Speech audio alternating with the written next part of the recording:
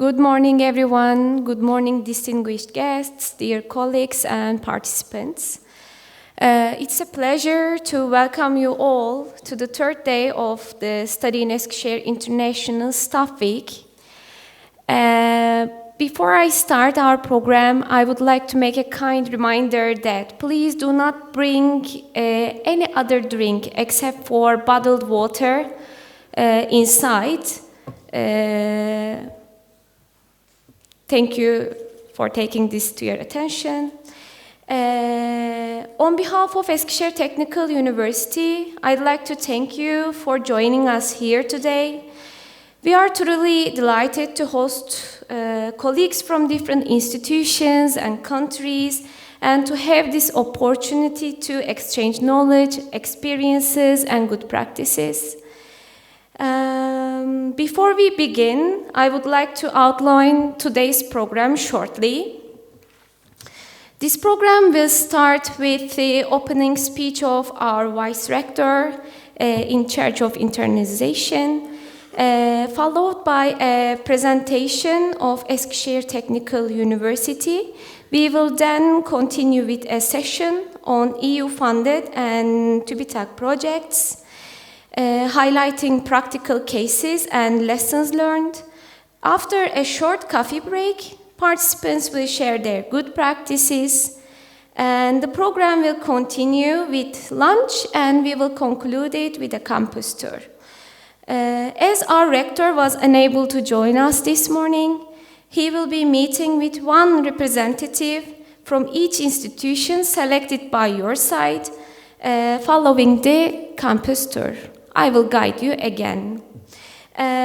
Before we begin our program, we are honored to have with us our Vice Rector in charge of internalization, Professor Dr. Hanife Apaydın Özkan. It's now my great pleasure to invite our Vice Rector to give the opening speech. Thank you.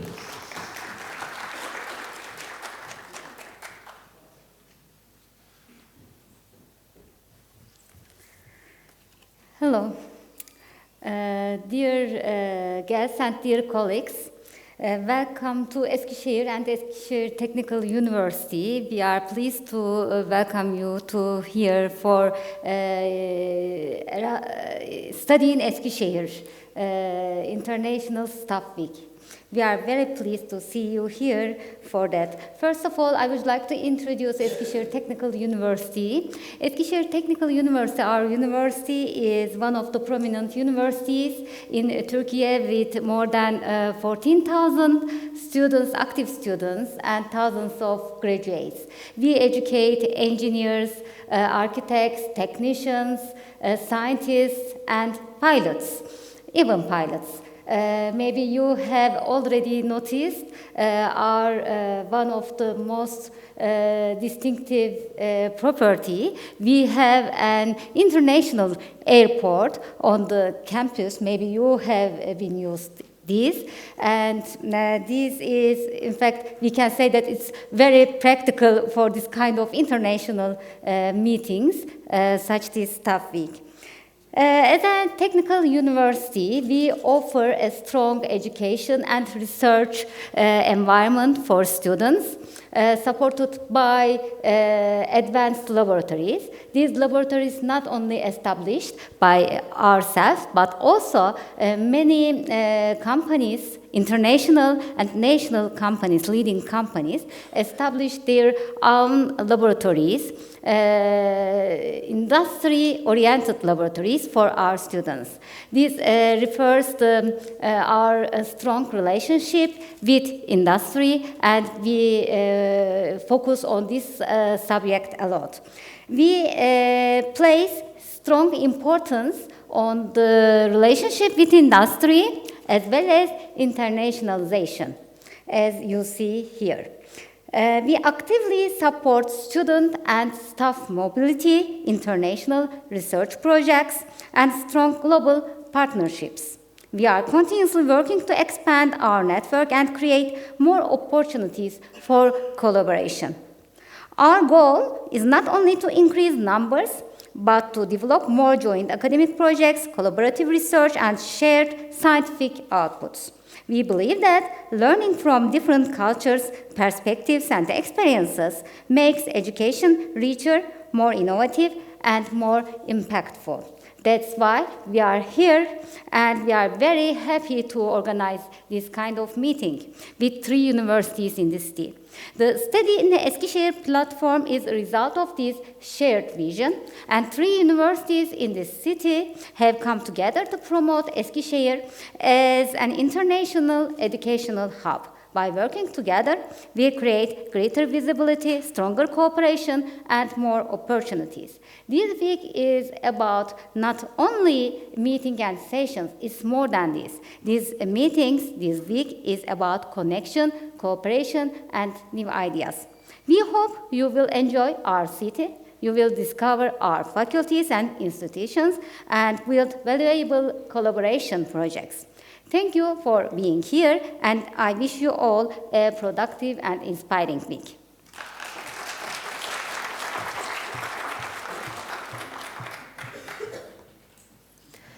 We thank our Vice Rector for this speech. And now we will continue with the university presentation, where you will learn more about our academic structure, internalization vision, and our key strengths. I would like to kindly invite Gülsüm Karaman, Head of International Affairs Office, to the stage to make this presentation.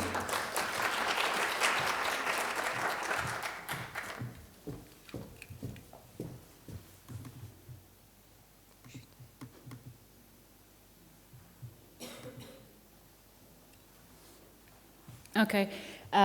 Good morning, everyone. And I will try to keep this short because the following speaker is a lot more ambitious than I do about speaking especially. And half of my presentation is kind of spoiled. And so I will keep this very short for your convenience. And so here you can see our campuses. We perform in 3 main campuses in city center, and today we are at Eskişehir campus, and it is our main campus. We have our 5 faculties on this campus, our School of Foreign Languages, 2 institutes, and numerous research centers, our sports facilities, and as our Vice Rector mentioned, we have our airport here. And as many of you already know, we were separated from Anadolu University in 2018, just like many other universities in the region. And so that makes us the youngest university in town. And so our Faculty of Science is still in the campus of Anadolu University, where we were on Monday. It is called Yunus Emre campus. And we also have a tiny campus in the city center. It's called Porso campus, and we have our vocational schools and the research institutes at that campus. And my personal favorite is Bora Bey campus, where we don't have any faculty or academic things going on, but we have our observatory and a lake there. And I have a dream to transform this campus into a water sports facility in future. But it's like a very personal dream, not institutional yet. And some numbers about our university. We have around 13,000 to 15,000 students in more than 290 programs in associate, undergrad, bachelor, master's, and PhD levels. And as I said, we are the youngest university in town, so we only have 35,000 of graduates at the moment. Our alumni is kind of small group, but it helps us to track them almost one by one. So we are also working on an alumni tracking system, and we have the information about the employability levels already. And as we are a state university, our occupancy rate is 100%, and the current student-faculty member ratio is around 16-17%. And 65% of our bachelor programs are accredited, and the rest are on the queue because we started a few new programs in the bachelor level, like aeronautical engineering, aerospace engineering, that are taught entirely in English. And according to the accreditation rules, they have to give first graduates, and they have to be tracked for some time. Then they will be listed for the accreditation. And some other important numbers. We are not the luckiest university in the sense of employee numbers. So as you can see here, we have 1,600 employees at the university. And here I can say that half of the academic staff members are female. And in the admin part, like in the administrative roles, half of these roles are occupied by the female here. Like myself, and you have already seen our vice rector, so female managers are not in like insignificant roles here, but they are assigned to critical roles. In our faculties, at the moment we have 6 faculties, and our Faculty of Computer and Information Sciences was founded just 2 years ago. They only have first 2 years at the moment, but other than that, our other 5 faculties, they were here, I think, from 1970s. And we also have 3 vocational schools where we have the associate degrees like for 2 years. And we also started a new vocational school depending on the current needs in the sector, in the market. And it is called the Vocational School of Information Technologies. Here we have some programs regarding the information sciences and to like AI and cybersecurity. And we have a School of Foreign Languages. We have the manager of the School of Languages with us here today. And here we have the prep school actually. Since we teach mainly in English, we have to prepare our students for to study in English during their bachelor degrees. So I think we have like 1,500 students at the moment, right? Am I right? Yeah, around. In graduate schools and institutes, we have a graduate school where we have more than 3,000 students in the master's and PhD levels. And other than that, for research purposes, we have Institute of Transportation Sciences and Institute of Earth and Space Sciences. And here you can see our programs that are offered in English. As you can see, we have programs either entirely taught in English or partially taught in English, and most of them are in the Faculty of Engineering. We also have a few programs in English in the Faculty of Science, but I can say that at the moment we are still working on transforming some programs into the English medium instruction. And at least the 3 or 4 of the programs that are taught partially in English will be transformed into be taught entirely in English, like in like 3-4 years' time, I think. And we also have graduate programs that are taught in English, but as you know, graduate programs are more flexible. So even if we don't have we don't offer the program officially in English, we still accept a lot of exchange students to these programs. And these are the rest of the programs that are taught in Turkish. And here you can see the courses are like more diverse. And since we have the Faculty of Sports, we have programs from the sports field, and we have a very well-developed aviation faculty. We have some programs in aviation that are taught in Turkish, like piloting. Here I can say that we are the only state university in Turkey to train pilots. And so here and there you can see a lot of niche programs related to aviation and aerospace. And not only major programs, we also offer a range of minor programs considering engineering challenges are interdisciplinary today. And so we address this kind of challenges through a structured set of interdisciplinary courses. And these courses, these minors are spanning from digital systems to advanced engineering and sustainability and even business analytics. And so we designed this program not only as supplementary programs, but they are also designed to expand the disciplinary boundaries and equip students with cross-domain capabilities.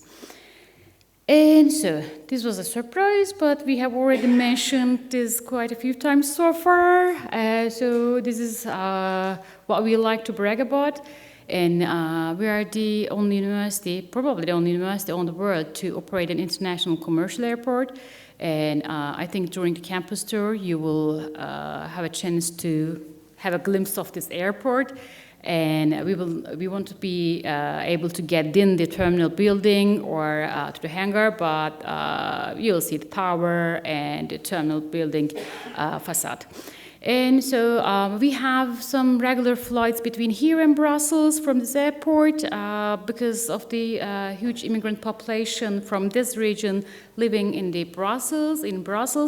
And we have also regular flights between Saudi Arabia and here because of the pilgrimage. Other than that, there are some not so regular flights from with Germany and other cities in Belgium as well. But this airport is also used for some other commercial purposes like CIP flights and air taxi. But also we use this airport for training purposes. As I said, aviation is our niche field, and at the moment we have a fleet of 23 aircrafts, both single and double engines. And the carrier development, this is of course not a new concept. Most of our universities have the carrier centers at the moment, but maybe what we do here differently, we conduct academic programs with the leading companies in the region. These are some international or national companies, and we start an academy with each of them. And so our students can go on internship at these companies, and they come to our campus, they start some laboratories, they teach our students according to their real-world needs in their companies. And our professors also visit these companies to provide them in-service training. And most of the internship students are hired by these companies upon their graduation. And our part, internationalization. Some numbers first. Our annual exchange volume is around 250 at the moment. This number includes all the incoming and outgoing students, staff, free mover, long-term, short-term, all kind of mobilities. And our international students number around 500. It's not a big number, but the group is quite diverse. They're coming from 46 countries. At the moment, we have around 400 Erasmus Key Action 131 agreements within 22 countries.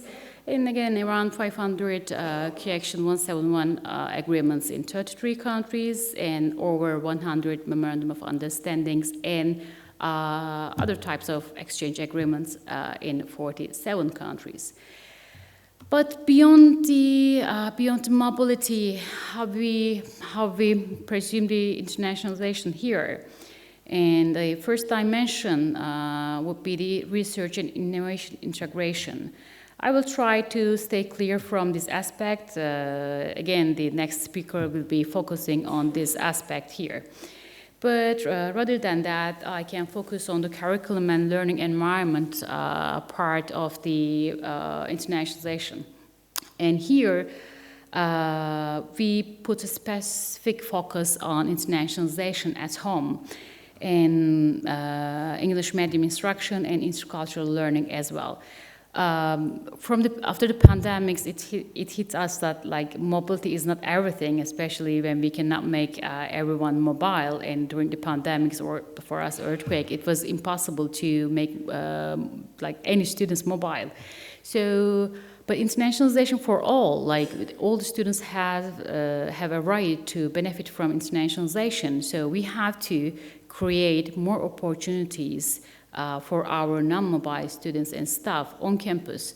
And nowadays we are focusing on that. We are focusing on creating like more virtual exchanges, more maybe short-term mobilities for disadvantaged groups.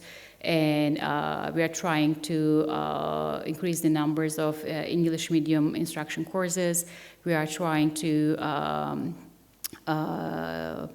enhance the curriculum internationalization so that throughout their journey with us, all of our students can benefit from internationalization and its opportunities. And so internationalization for all, it's for all the staff members who are working for internationalization as well. So we are also focusing on staff development, and we are also working on enhancing the administrative internationalization procedures. And what are we doing nowadays? What are our current priorities? At the moment, we are working on systemic integration of internationalization. We actually have some part of our internationalization strategy embedded in our strategic plan, but now we are working on an extended internationalization strategy that would help with our strategic goals, and so that we can embed our internationalization goals into governance and curriculum design as well. And building upon this part, we are hoping to expand our participation in financial absorption capacity in Erasmus Plus and other EU-funded projects, and maybe create some non-EU programs and opportunities for our students and staff members. And other priority would be reactivating our joint and double degrees. Before the separation and establishment of this university, in the engineering and science faculties, there were a few double degree programs, but during the separation, there were a lot of things going on with the organization and basically foundation of the university. So the double degree programs couldn't survive this process. And now we are trying to revive these programs, reactivate these programs, and implement new versions of the double degrees, more than the old traditional double degree programs. And the last part will be, as I said, we're focusing on expanding the numbers of English medium instruction courses and the programs so that they can become more attractive for international students and also for the local students. And that would be, I think, yes, end of my presentation.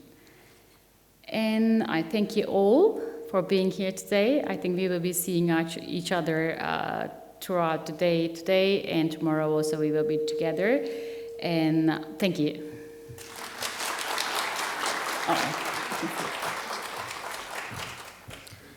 Thank you very much for your presentation.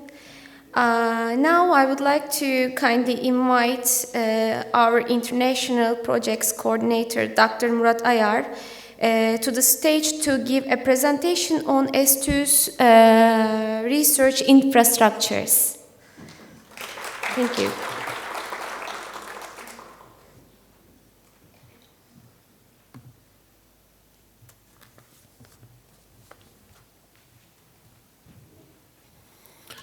Hello and welcome, distinguished partners and guests from all over the Asian and Europe.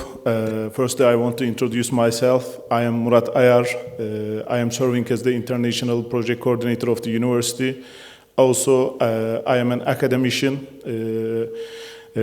Everybody before me already promoted. I am academician in flight training department. I will this time briefly mention about our aviation infrastructure. I quickly passed about Eskişehir or about Eskişehir Technical University. You have already experienced and know, I think this is the fourth or fifth time that somebody introduced these topics to you. We have campuses, faculties. Yeah, this is the best thing I ever want to introduce to everybody when I go to the international meeting. This is the most beautiful picture that we use because we have an international airport, especially all the EU meetings is be in the Brussels. When I go to the Brussels, I show this picture firstly. I came here from our campus with airplane. It is the best thing. As you see, we have international airport and complementary all infrastructure related to flights. We have hangars, we have aircrafts, we have MROs, MRO maintenance infrastructure for our aircraft. We have maintenance that for ourselves. We have 6 departments in our aviation school, aviation faculty: aerospace engineering, air traffic control, flight training, airframe and power plant maintenance, avionics, and aviation management.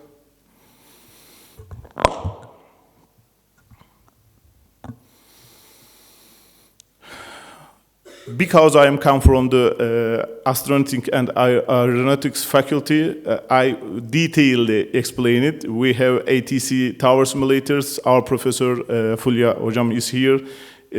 He has a good infrastructure, and she has a good infrastructure and project about that. She detailedly explained it to you. I briefly go there, where we have radar simulator, flight training simulator that we use in the pilot training.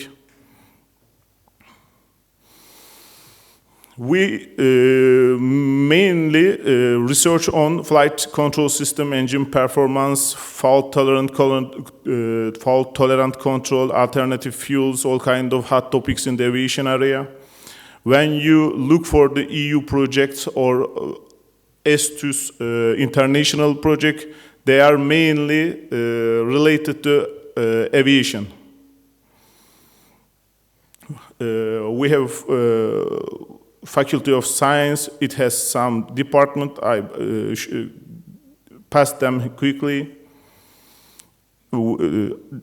Faculty of Science research topics as in the presentation. There is a very good infrastructure. I will explain our infrastructure to you, but main one, big one, basic one. These research topics, every department have distinguished laboratories and infrastructure on their own. This building is also serving as the Faculty of Architecture and Design. There is lots of topics that our academician interested in. For example, Islamic architecture, designer, Ottoman architecture, energy design, industrial heritage. Maybe you all have already seen, or I think they show you our sports infrastructure is very good. We have a stadium, 5,000 attendees can go there, and some research infrastructure about kinetics and physiology. Their research topics are biomechanics, canoeing, vibration, volleyball, archery, adaptation, and our engineering faculty. Let's go to the research topic of the departments. Here I want to underline some topics. Our university, as a TÜBİTAK's competency report, is best in the Turkey in 2 areas. One of is ceramics and composites, the other one UAVs, as you already can know it from our aviation faculty.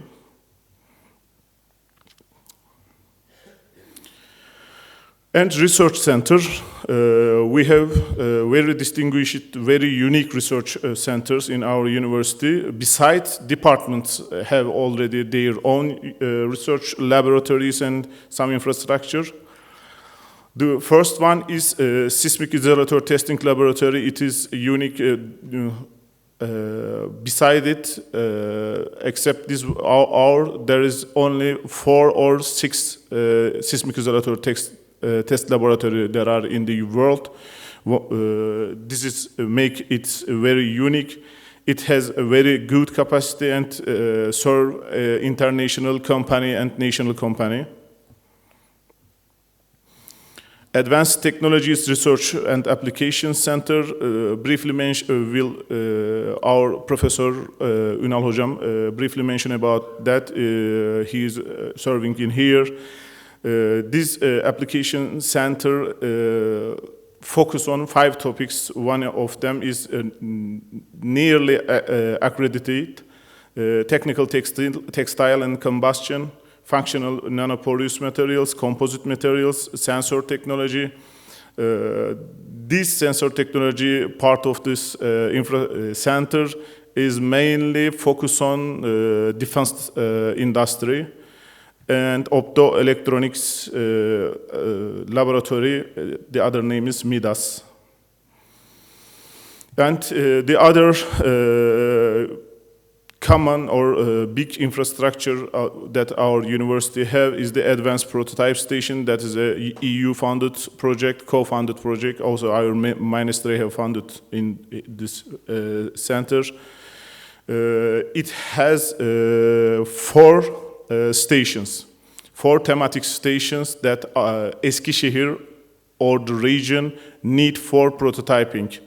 One of them is advanced material, the other is advanced manufacturing. Third one is the AR, VR, augmented reality and virtual reality station. The final one is the ICT, ICT, Communication Technologies station. This is a prototype station for this center mainly give its services to SMEs and the other companies that need prototyping, but if they don't have enough infrastructure or very special infrastructure here, for example, we have lapping machine in, here, micrograving laser machine. Also, the center giving incubation center services to SMEs that can internalize their commercial activities. As already I say, the most important topics in our university, one of them is the ceramic and composite. We have the Ceramic Research Center. It has a lot of projects mainly for industry, and we are trying to internalize it in EU projects. And the other one, maybe you can see it in the entrance of our university campus, Environmental Issues Research and Applications Center. There is some environment-related topic that our academician and staff focus on. The one is water and wastewater analysis, waste analysis, soil and sewage, sludge analysis, ICP analysis, microbiology analysis, and instrumental analysis. Also, we are trying to internalize and be partner in other EU-funded, especially Horizon Europe projects. Our ongoing project, I speedily go from here because some of the project will present to you more detailedly. Our ongoing project partnership in the map, you can see nearly all of the Europe countries we have collaboration. The first project is the Atmaca. It is a CSAR joint undertaking project with Horizon Europe. Fulya Hocam describe it very detailed. It is an air traffic control department project. Its objective to make easy and understandable communication pilot and the air traffic managers. The other project is Erasmus project. This project is detailedly explained by Saya Hocam, is already here. It is a very big project. It has, I think now, 32 or 33 partners with associated partners here now.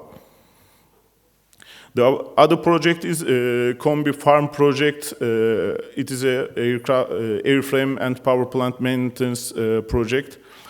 Its main focus is circular economy in the farming. Our academician with its partner trying to use some crops that can be used for sustainable aviation fuel. The other project is Clearness project. It is coordinated by our mechanical engineering department.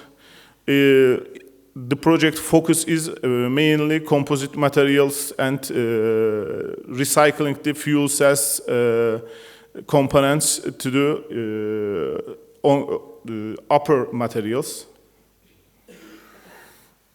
The LEAF project is again an Erasmus project, but it's completed in March or February. It is very enjoyable project and try to create a knowledge and awareness-based framework for sustainability habits. It has a report and an application. Also give certificate to some of its attendees. Yeah, that's my last page. As I am the international project coordinator as Eskişehir Technical University, we are open to any collaboration come from your side, your organization, and have a nice day and have a nice university tour. Thank you.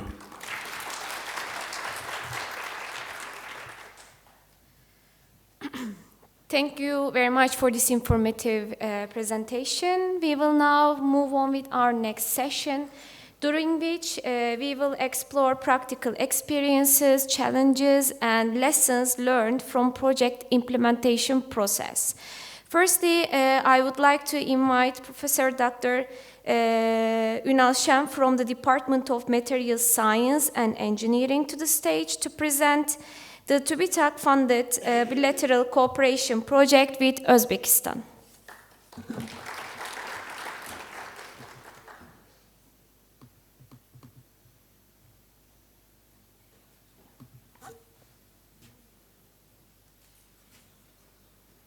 Good morning, everyone. I am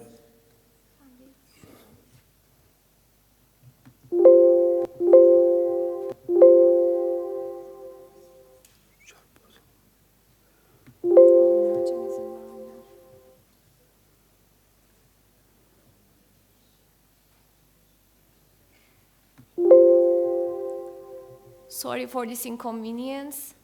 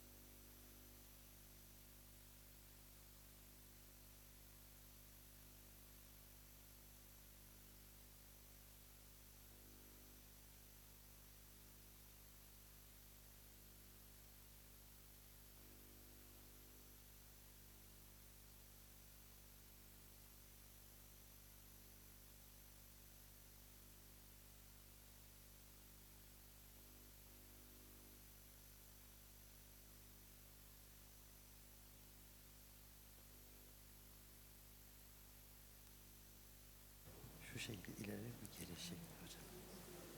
Lazer var mı? Lazer üstte. Şu geri gel. Thank you for your patience. We are starting. Good morning, everyone. I'm sorry, some of my slides are in Turkish.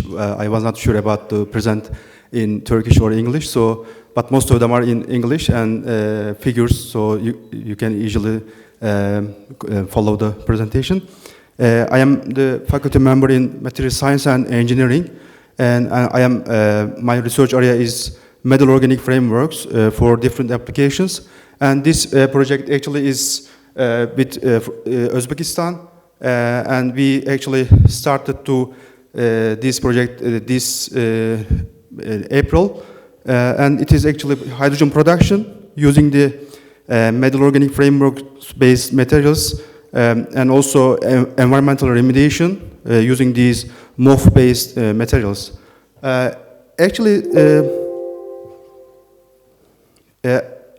Metal organic frameworks are not new materials. It goes back to like 30 years ago, the first discovery of these materials. But the nice thing about these materials is the 2025 Nobel Prize from the chemistry is given to these materials, metal organic frameworks.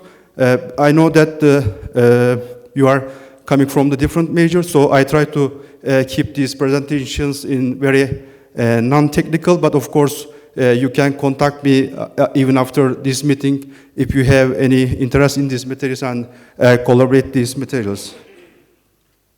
Actually, these materials are, as the name actually says, that composed of the metals and the organic structures. This can be metal or metal clusters that are connected with the organic linkers, and you can actually obtain like crystalline materials, porous materials.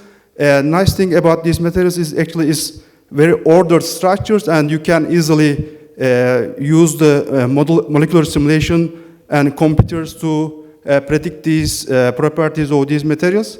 And actually, also, you can think these materials as, for example, if you take 1 gram of these materials, and if you can reach the whole surface area and spread on the flat surface, you can even reach the Fenerbahçe Stadium soccer field.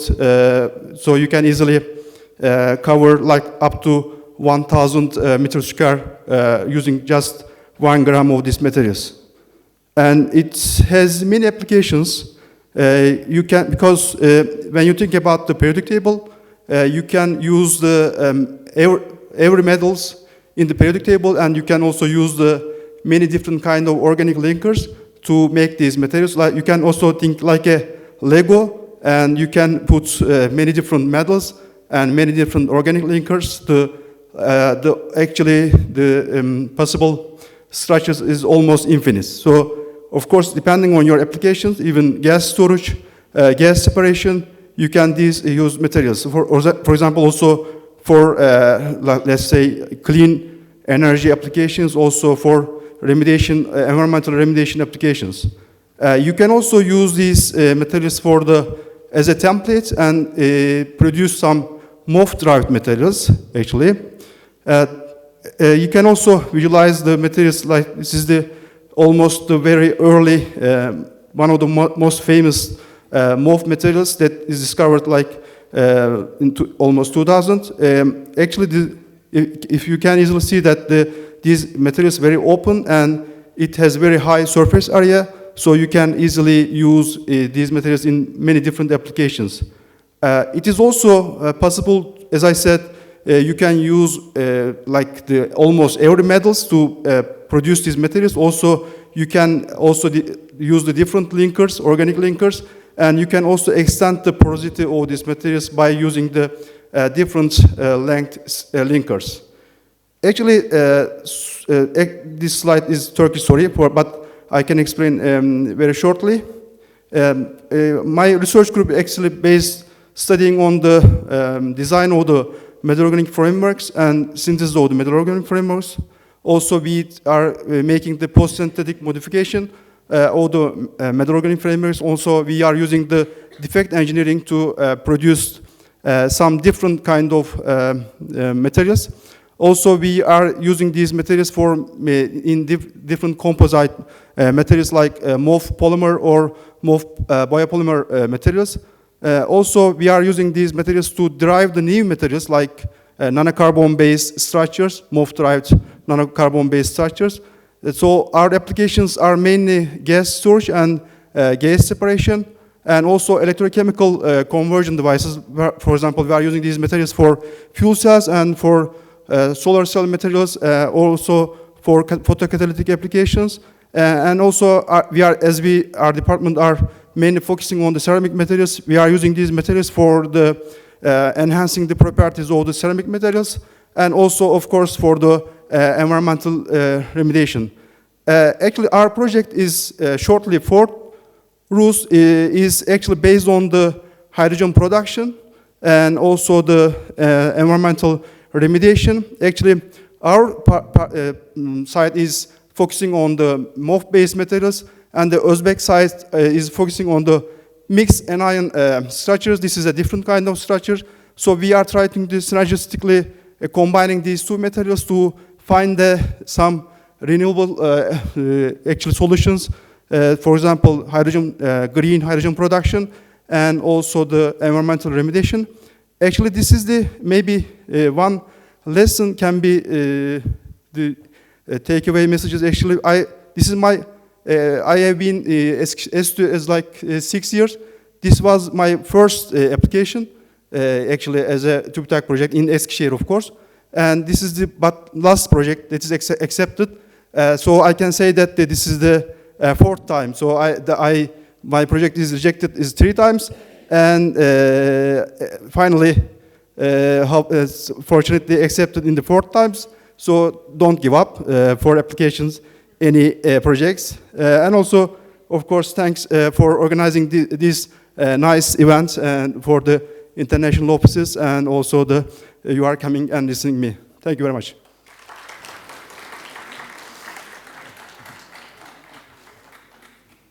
I don't know if you have any questions.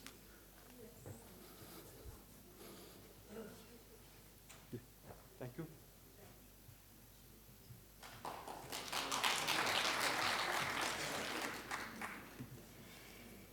Thank you very much for your presentation. And now I'd like to invite Professor Fulya Aybek Çetek from the Department of Air Traffic Control from the Faculty of Aeronautics and Astronautics to the stage to present the Atmaca Horizon project. Thank you.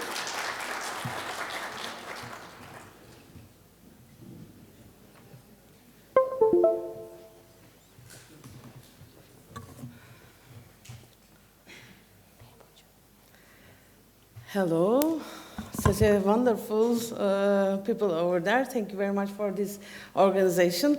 While we are waiting the presentation, I would like to thank you and welcome. It is very nice to be with you here and share our university's experience and information around Europe and the other third parties, countries.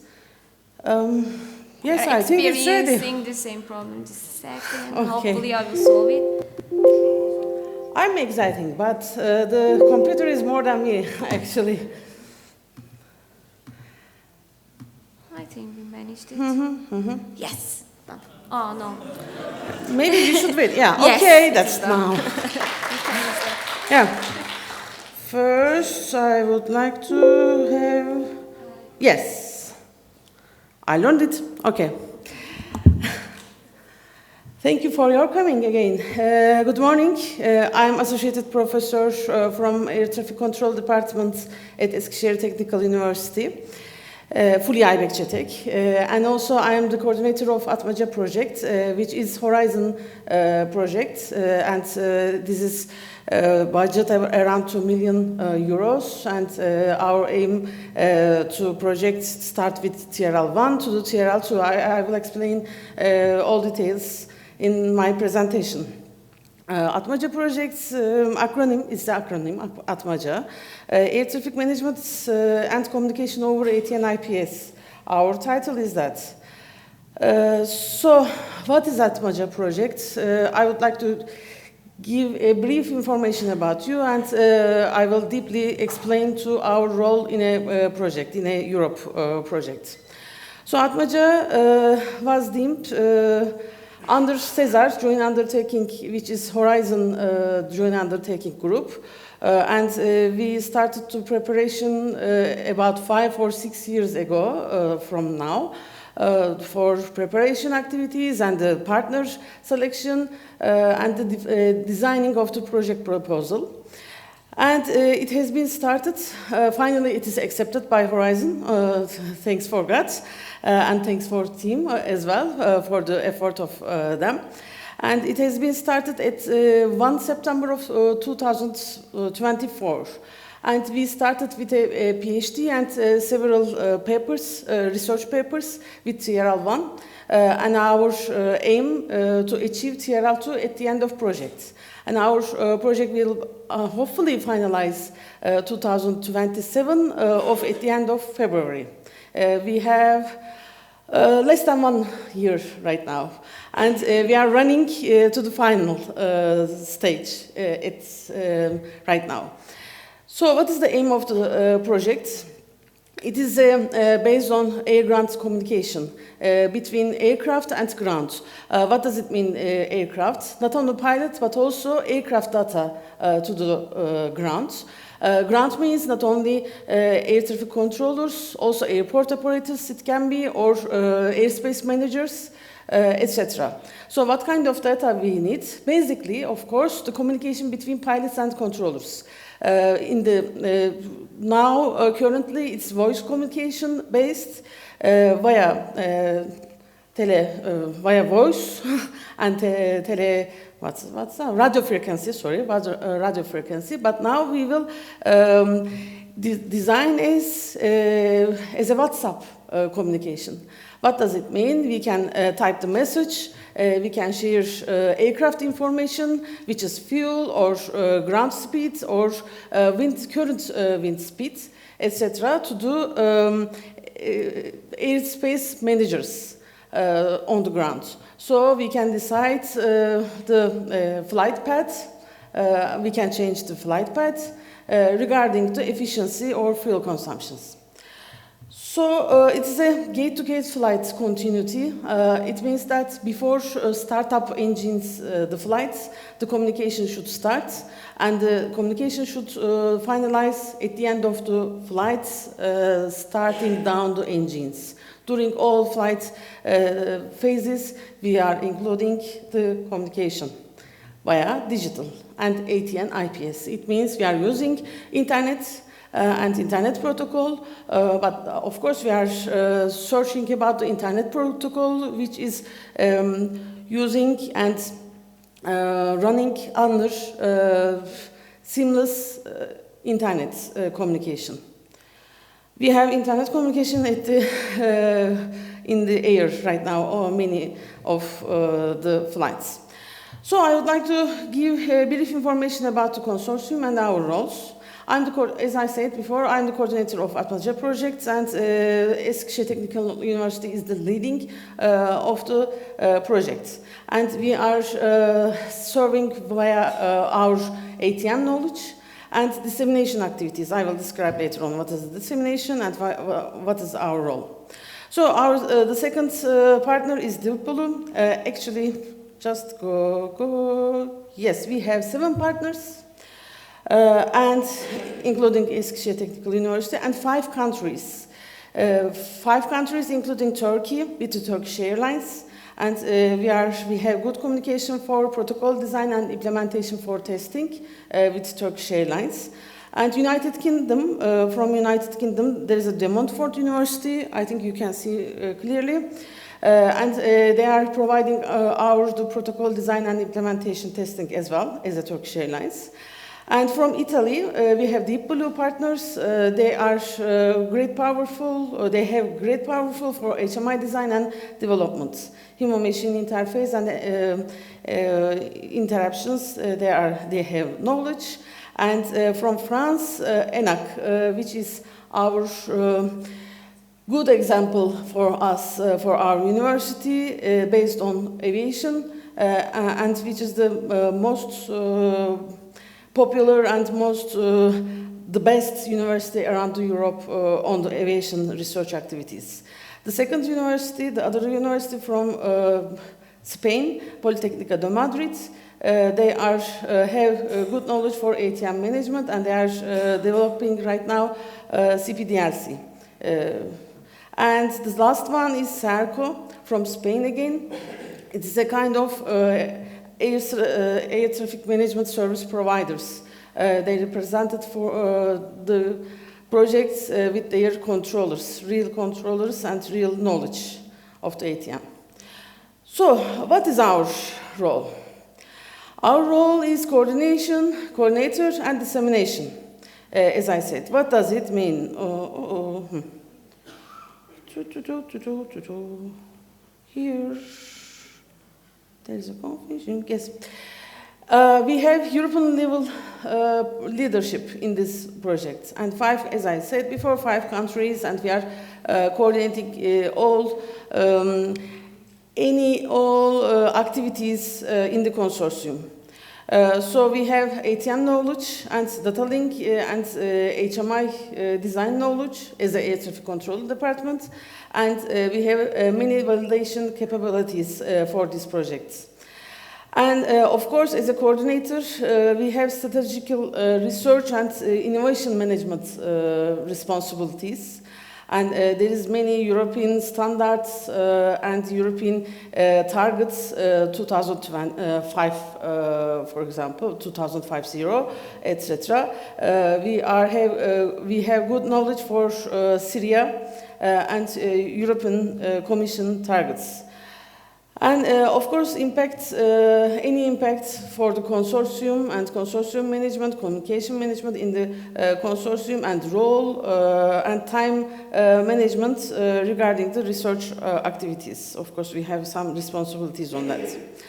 And for the, not in the consortium, also we have responsibilities for the communication between stakeholders and industry. As I said before, our project will end with TRL2, but of course our target is more than TRL2 at the end of project. And for the continuous projects, we need some industrial partners and air traffic service providers around Europe or around the world.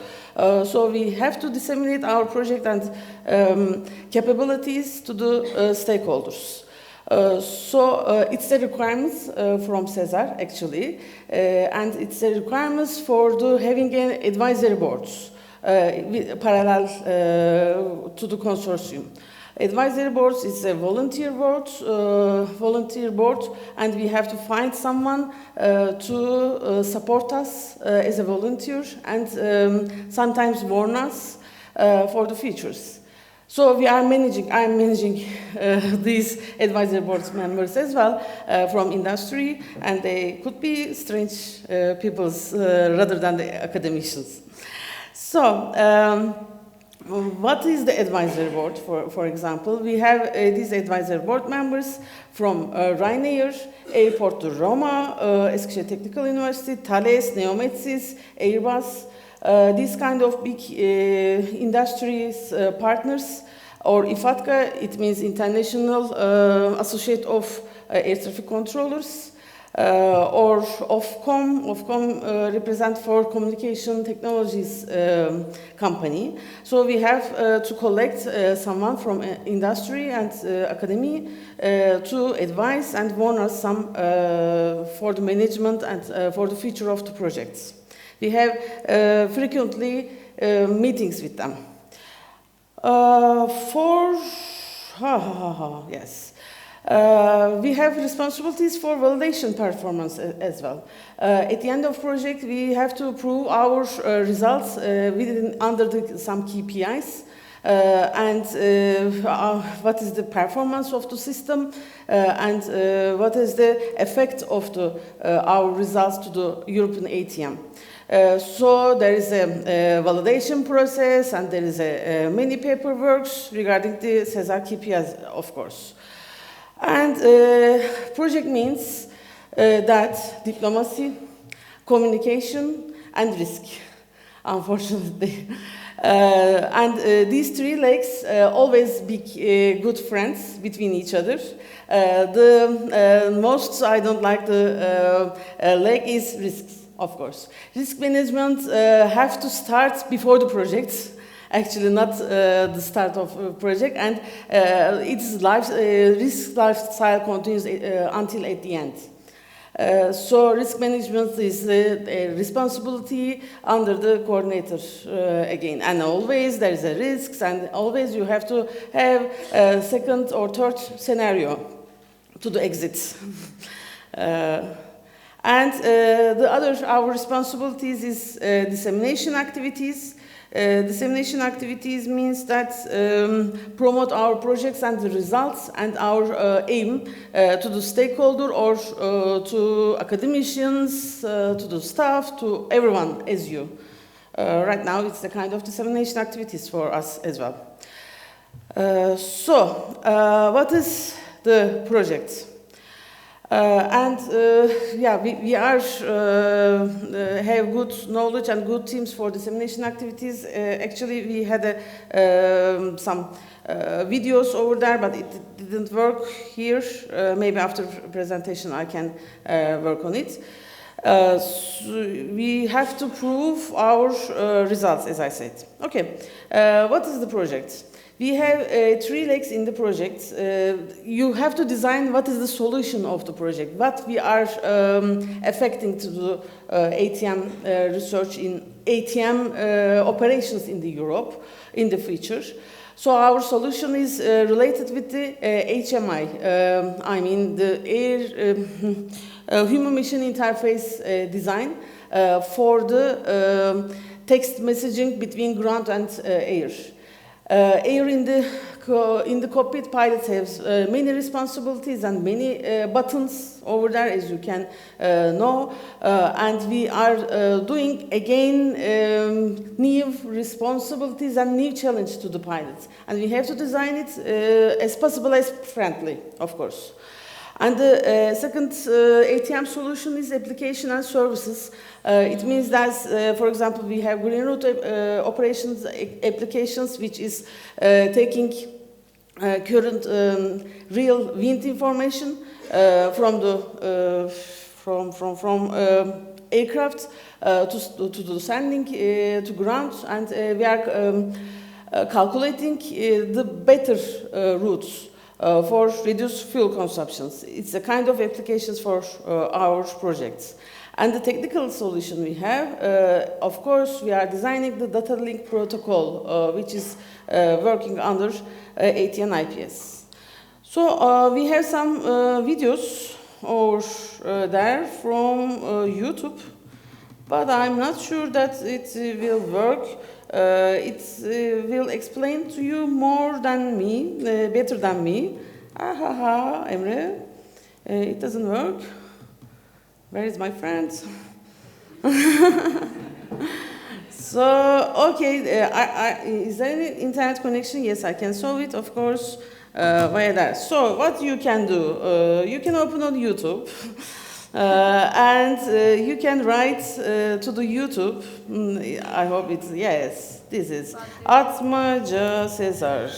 And you can find our all videos and all activities over there. Which one is the best? I think this is the best. Vichy Collagen 16 Bonding Serum. Yaşlanmanın 16 belirti...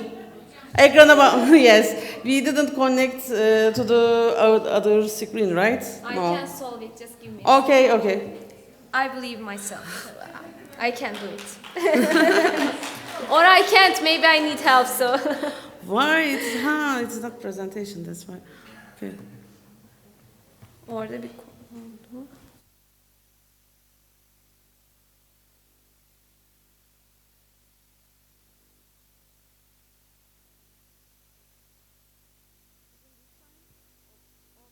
Oh, yes. Oops. Sorry. By the way, within this time, we are going, yes. We are attending many conference or organizations for our dissemination activities, and we need to promote, as I said, our results, but we need to promote our names, I mean not in person, of course, Atmaca names and the Horizon projects representing. And we have some small gifts, and we have many presentations for our dissemination activities. And you can see in the, I hope, in the YouTube. And at the end, you will have some QR code for follow us. Is it okay right now? Yes. Okay, yes. Before that, I would like to explain that you can write down the YouTube, and Atmaca Sezer, if you write, you can find all our videos. Yes. Flight 527, runway 8 kilo, you're cleared for takeoff. We've been cleared for takeoff. Flight 022, approach 4325. Today's VHF systems face several challenges, such as capacity restriction due to limited bandwidth, vulnerability to adverse weather conditions, coverage limitations due to geographic obstacles. Atmaca is proposing a scalable framework-based air traffic management and communication solution over ATN IPS. Atmaca enhances air-ground communication with its protocol operating over ATN IPS. Context Management Application enabled enhanced CPDLC messaging. Automatic handover ensures gate-to-gate communication through user, session, service, and terminal mobility. Supporting remote tower operations and enhancing preparedness for contingency situations. By utilizing up-to-date wind and temperature information from leading aircraft, Atmaca Green Route operations effectively manage the estimated TMA entry times and approach sequencing of trailing aircraft. Yes, this is one of our thing, and the second one, we had webinar activities as well for around the Europe for the industries. And we had more than 300 participants in the webinar. You can see all webinar records in the YouTube as well for deeply explanation of the project. And just I would like to last words, my last presentation regarding our dissemination activities. You can see what we are doing currently for the dissemination. It's a good example.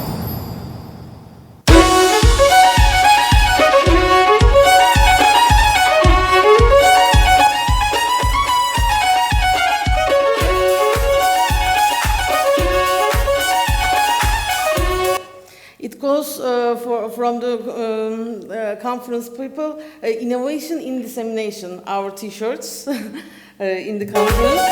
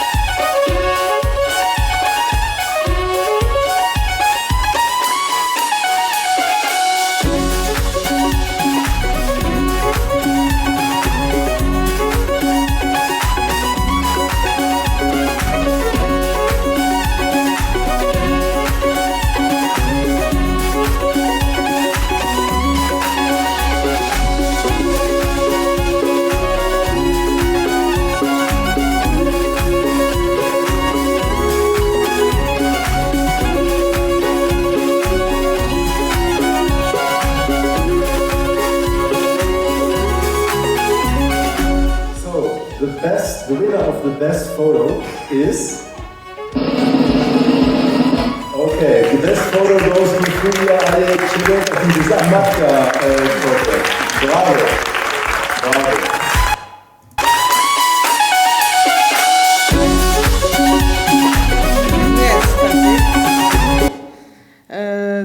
was the good experience for us. It was the most popular conference photo in the last conference.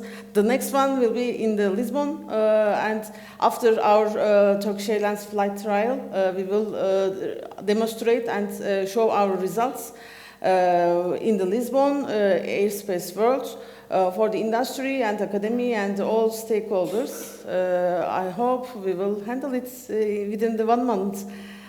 So thank you, and I forgot. Could you see my screen right now? Yes, please follow us. You can find you can find the QR codes for LinkedIn and for our website. Please follow us. Thank you very much.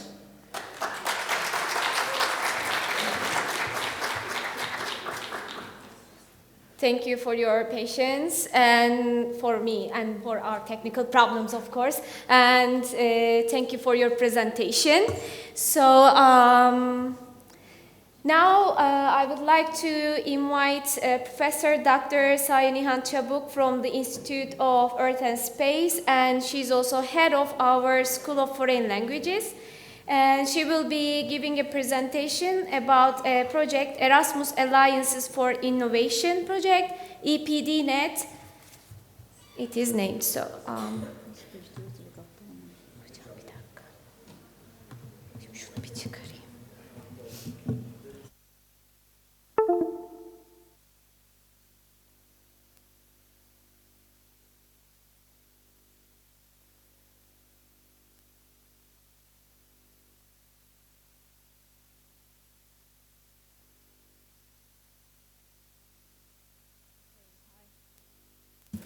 Welcome, everyone. It's a pleasure for me to be here. I promise I will keep it short because I have a class to catch up.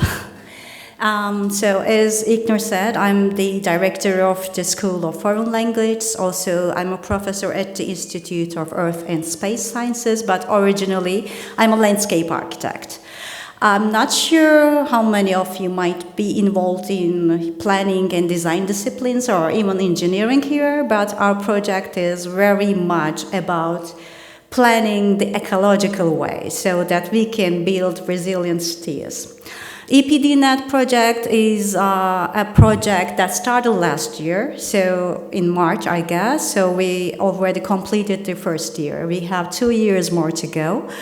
It's a very crowded project. You will see on the slides when I just move on.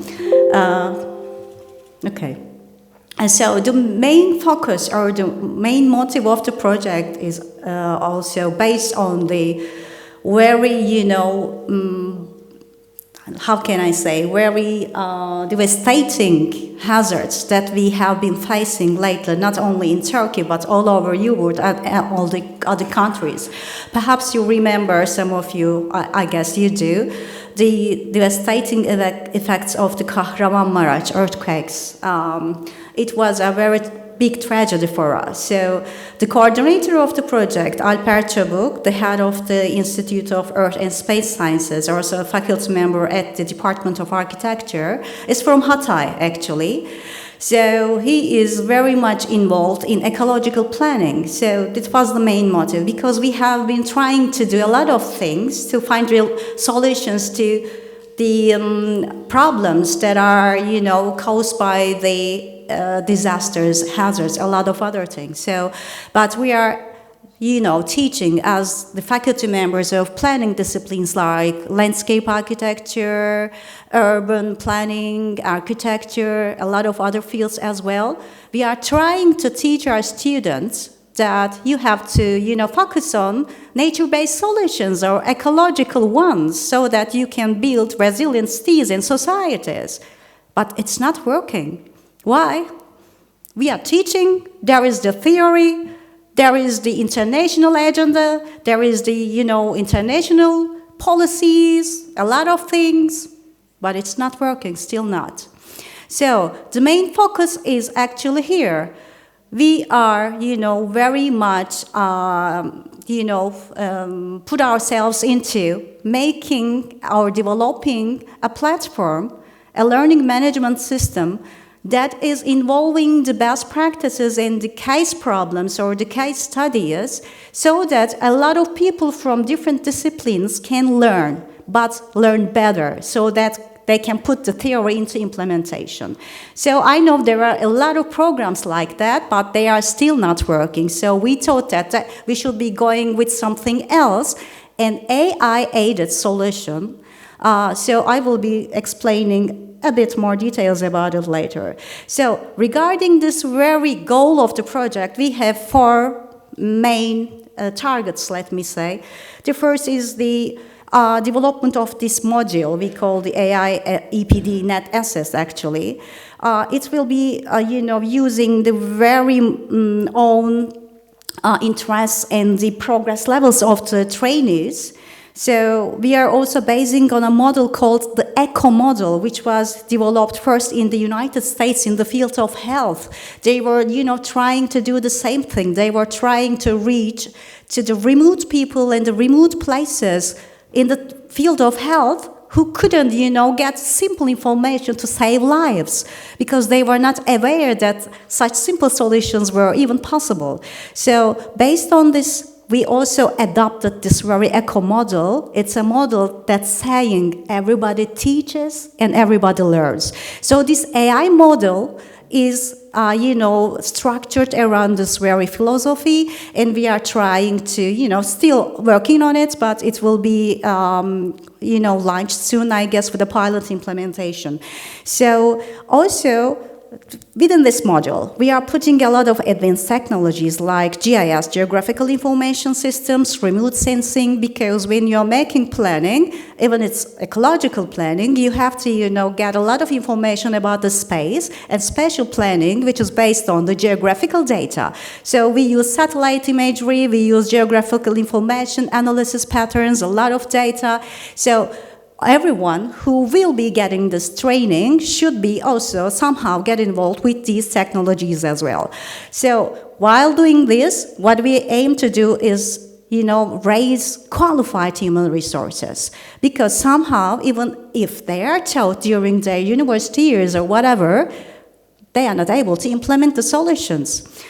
And the last one is the transnational capacity improvement. As you will be seeing that we have a lot of partners from a lot of different disciplines, fields, sectors, and it's a very transnational project. So we have a very brilliant but challenging idea to keep it sustainable. It's also the main focus of the work package 6. And here is the number of the partners. As Murat Ayar said, actually we have 33 partners, including the associate ones, but in the very first place we had 13 countries. Now we are growing, so we are keeping including the associate partners. If there are any volunteers here, we will be happy to get them as well. We will be happy to hug them here.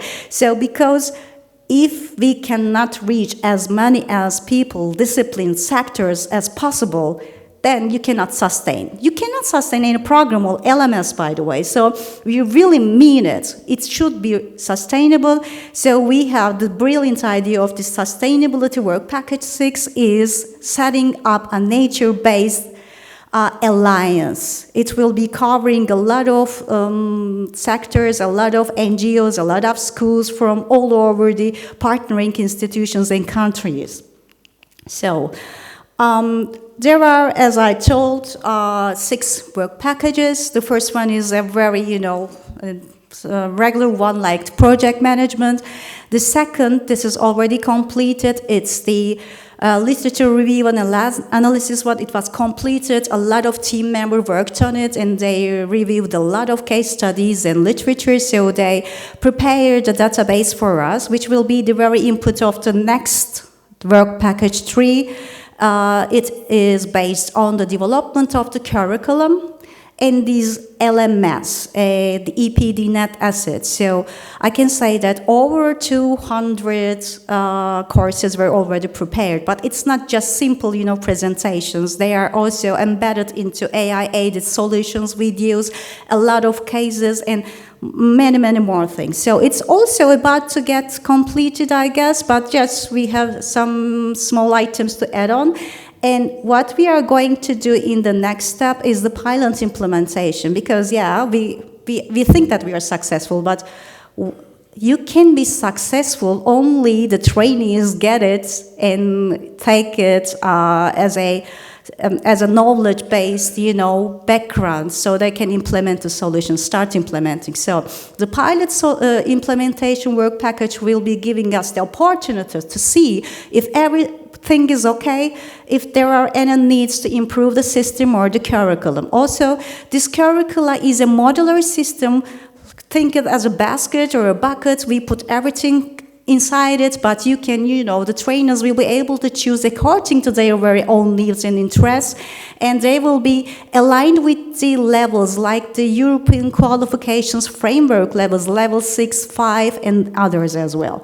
So it will be also, this will enable us to, align these training programs with other platforms as well. And the fifth one will be the outreaching cycle. It will be the dissemination activities. Actually, the dissemination activities started at the very start of the project, and it's ongoing. And the sixth one is developing a nature-based alliance, as I mentioned. Okay, it's a very difficult task to manage such a huge project because the number of the team members is over 150, I guess, a lot of partners, so it's very difficult to handle this, So perhaps you already do the same thing, but what we did was to set up every work package as a very mini project. So we set a coordinator, actual coordinator from the partnering institute, and a co-coordinator, or I can say a co-leader for each work package. So they have their very own team, and we asked them, of course, you have a lot of details in your project proposals when you submit it, like the performance indicators, the deliverables, the tasks, and the other things. But we asked them, this is your own mini project.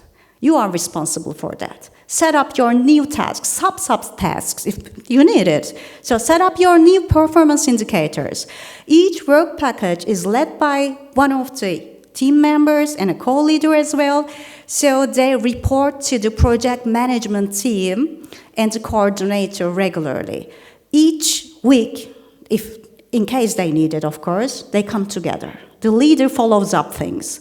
And monthly, they have the monthly work package meetings. And as the project management team, we also meet weekly to see what's going on. And also, we monthly meet, but that's not enough, We also have a steering committee that quarterly meets and foresees everything and monitors everything, evaluates everything, even the risks.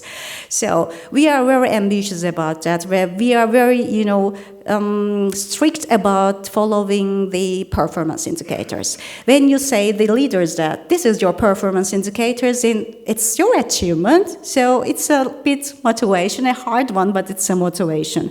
So we are always, keeping up with the actual communication. This is how we are trying to keep things in order and aligned with all the other items of the project, because it's a very difficult task. So, as I said, I'm keeping it short.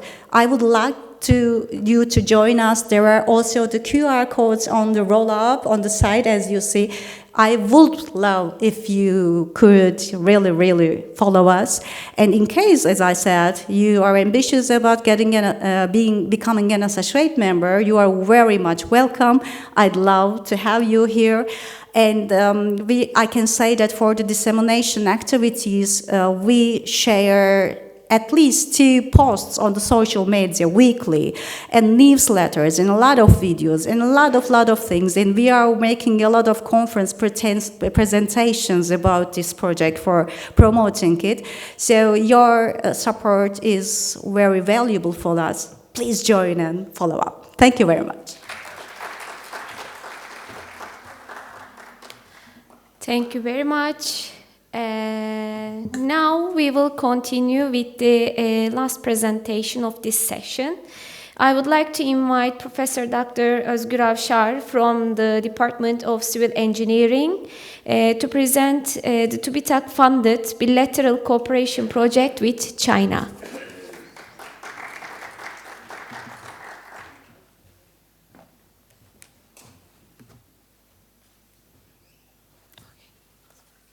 Hi everyone, thank you for the presentation.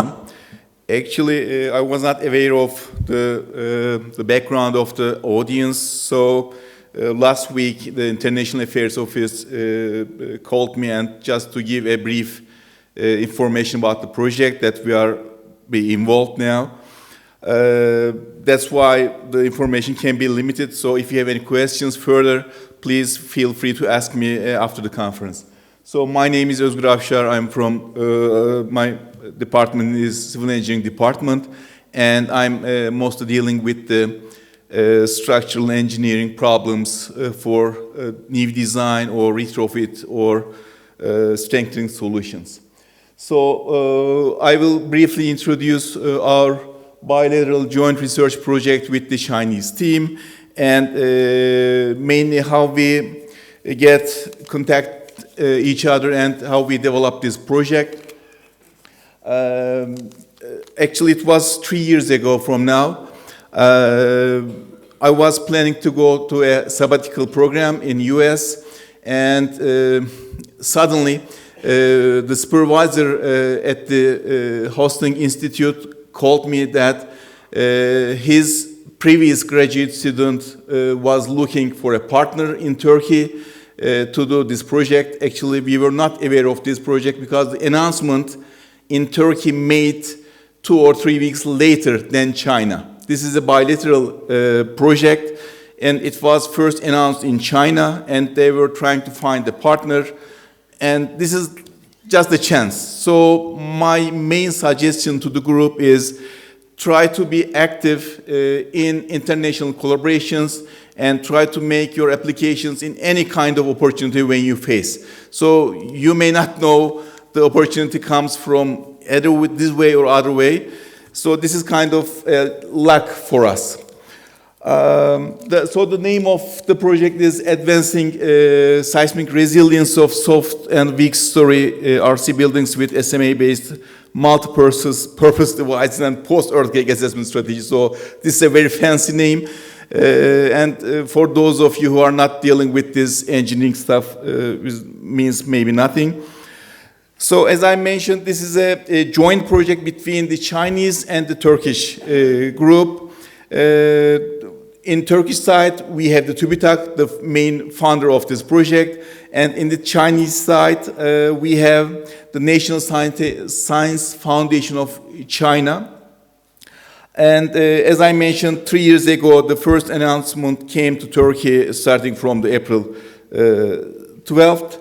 And there were 6 main call topics, and the second one perfectly fits in our research group, and which is the engineering solutions for architectural design, advanced engineering materials, shape memorial bars. So I will not go into detail because these are the very detailed topics maybe you are not interested in. As I mentioned, NSFC is the main supporter in China, and Guangzhou University is our partner in China. And the funding, the amount of the funding provided by both sides are the upper limits. So one question maybe you can come from your side is how did you allocate the financial budget among the project? Actually, these are the upper limits, so we just targeted these levels. Just to give you a brief introduction about the topic of the project, as the previous presenter said, in 2023 we have a very great earthquake, very damaging earthquake, and one of the very frequent damage types we observed is the soft and weak story problem in reinforced concrete buildings. And our starting point is how we can improve the behavior of these deficient buildings. Because we have existing buildings, they are there. It is not economically feasible to demolish all these buildings, so you need to find a retrofit solution because of the economic constraints, and economical solution, of course. And the idea is to implement a smart material which is shape memory alloy. This is a relatively new material in civil engineering applications. It's almost 10 or 20 years. It's not so old type of material, let me say. So with different kind of retrofit strategies, we implemented this device to the soft story of the building, and we try to improve the behavior of the building, not in terms of the maximum demands, but for the residual demands, we will try to improve the behavior of the building. So this is a 3-year project. Almost 2/3 of the time has passed, so we have only 1 year left, and we are actually doing good, I can say. So we are just keeping the work packages, and we are having our deliverables, and we will also have some visits, on-site visits. Chinese team made their visits last year, and we are planning our visit this year. Why we have this collaboration with this group? Okay, this is by chance, as I mentioned in the beginning, but this Gongsu University has a very strong infrastructure, testing facilities, so it will be very beneficial for our working group to visit and to get their experience and information. Actually, this is the end of my slide, so I'm mostly prepared for your questions. If you have any questions, maybe I can answer now or after the conference, I don't know. But if you have any specific questions, I can answer now. Okay, then that's all from me. Thank you. Thank you very much for your presentation. Now, thank you very much for to all our speakers.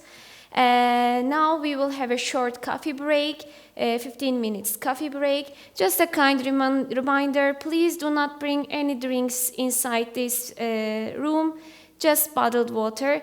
Enjoy your coffee. See you in 15 minutes. Thank you. We will start in a minute. I'm waiting for everyone to be seated and get in the room.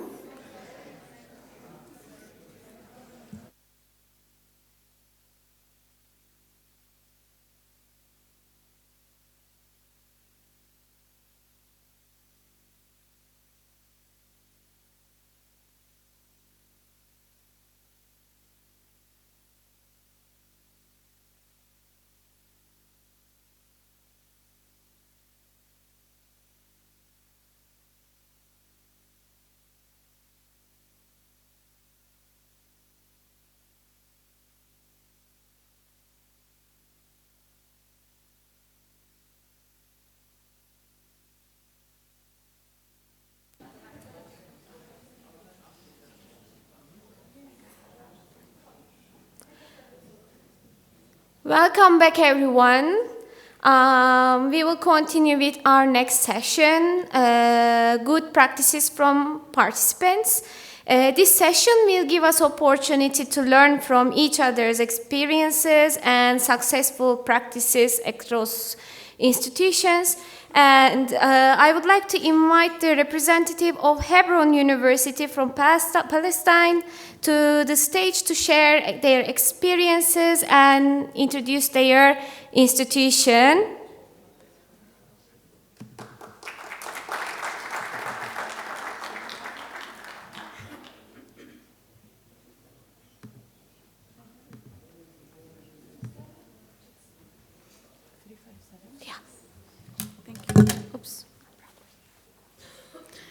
Hello, günaydın, sabah al-khair. My name is Mona from Public Relations Department at Hebron University, and my colleagues, Ahmed Ghayada from International Relations Office, and our colleague also, Dr. Sandy from the College of Medicine. On behalf of my colleagues, on behalf of my university, on behalf of our team here, we would like to thank you all for your efforts, for your work. We are very happy to be in Eskişehir as the first time. We're really enjoying the city, and we enjoying our visit to the greatest 3 universities in the city. So we're gonna start right now from Hebron University in Palestine, the hugest or the biggest city in the south. This is our campus. As a first, it was established in 1971 as the first institution in Palestine as a university. So this is our campus. This is where we located in Hebron. So, as I mentioned before, we established the university in 1971. We started with the first college, the Sharia Law, College of Sharia, with 43 students. They used to come from all Palestine and some of them from Jordan. Now we have 13 colleges.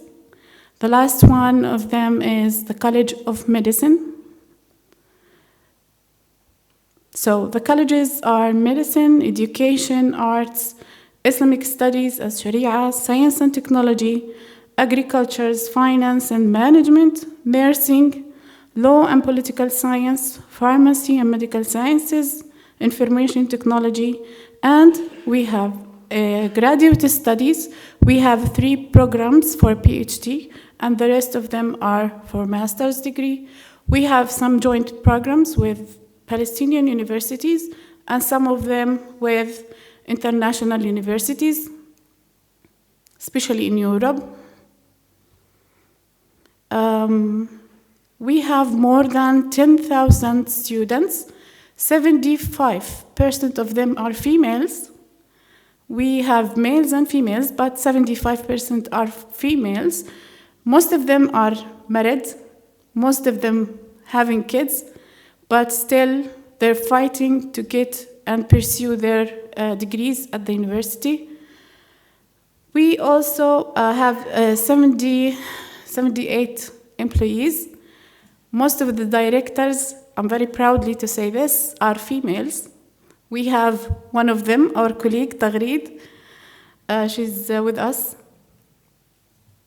So as we see here, we have a gym with swimming pool, sports equipments. It's open for the community also. Some days for the boys, some days for the girls, and our students from the education college, they study sports education and they practice on this in these equipments. And also we have playground, which we have our graduation ceremony. It fits 4,000 people. As you see here also, we have a solar system. It's on the top of all our buildings.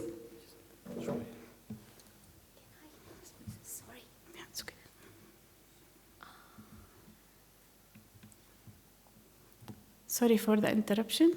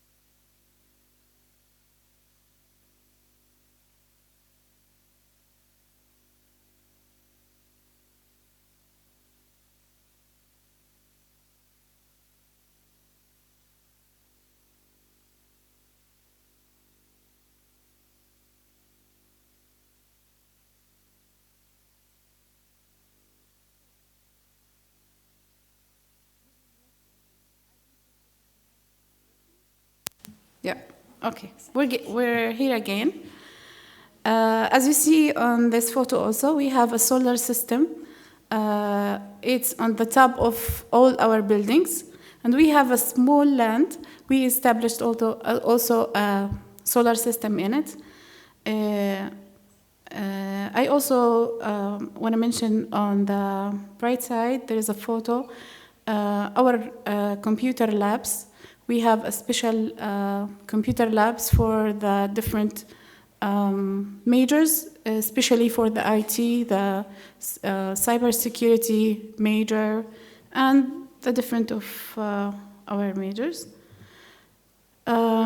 We also here, as you see, we have a teaching and research laboratories for the science, and we have a simulation lab for the health sciences, for the medical, the College of Medicine, for the nursing and midwifery, and also for the College of Pharmacy.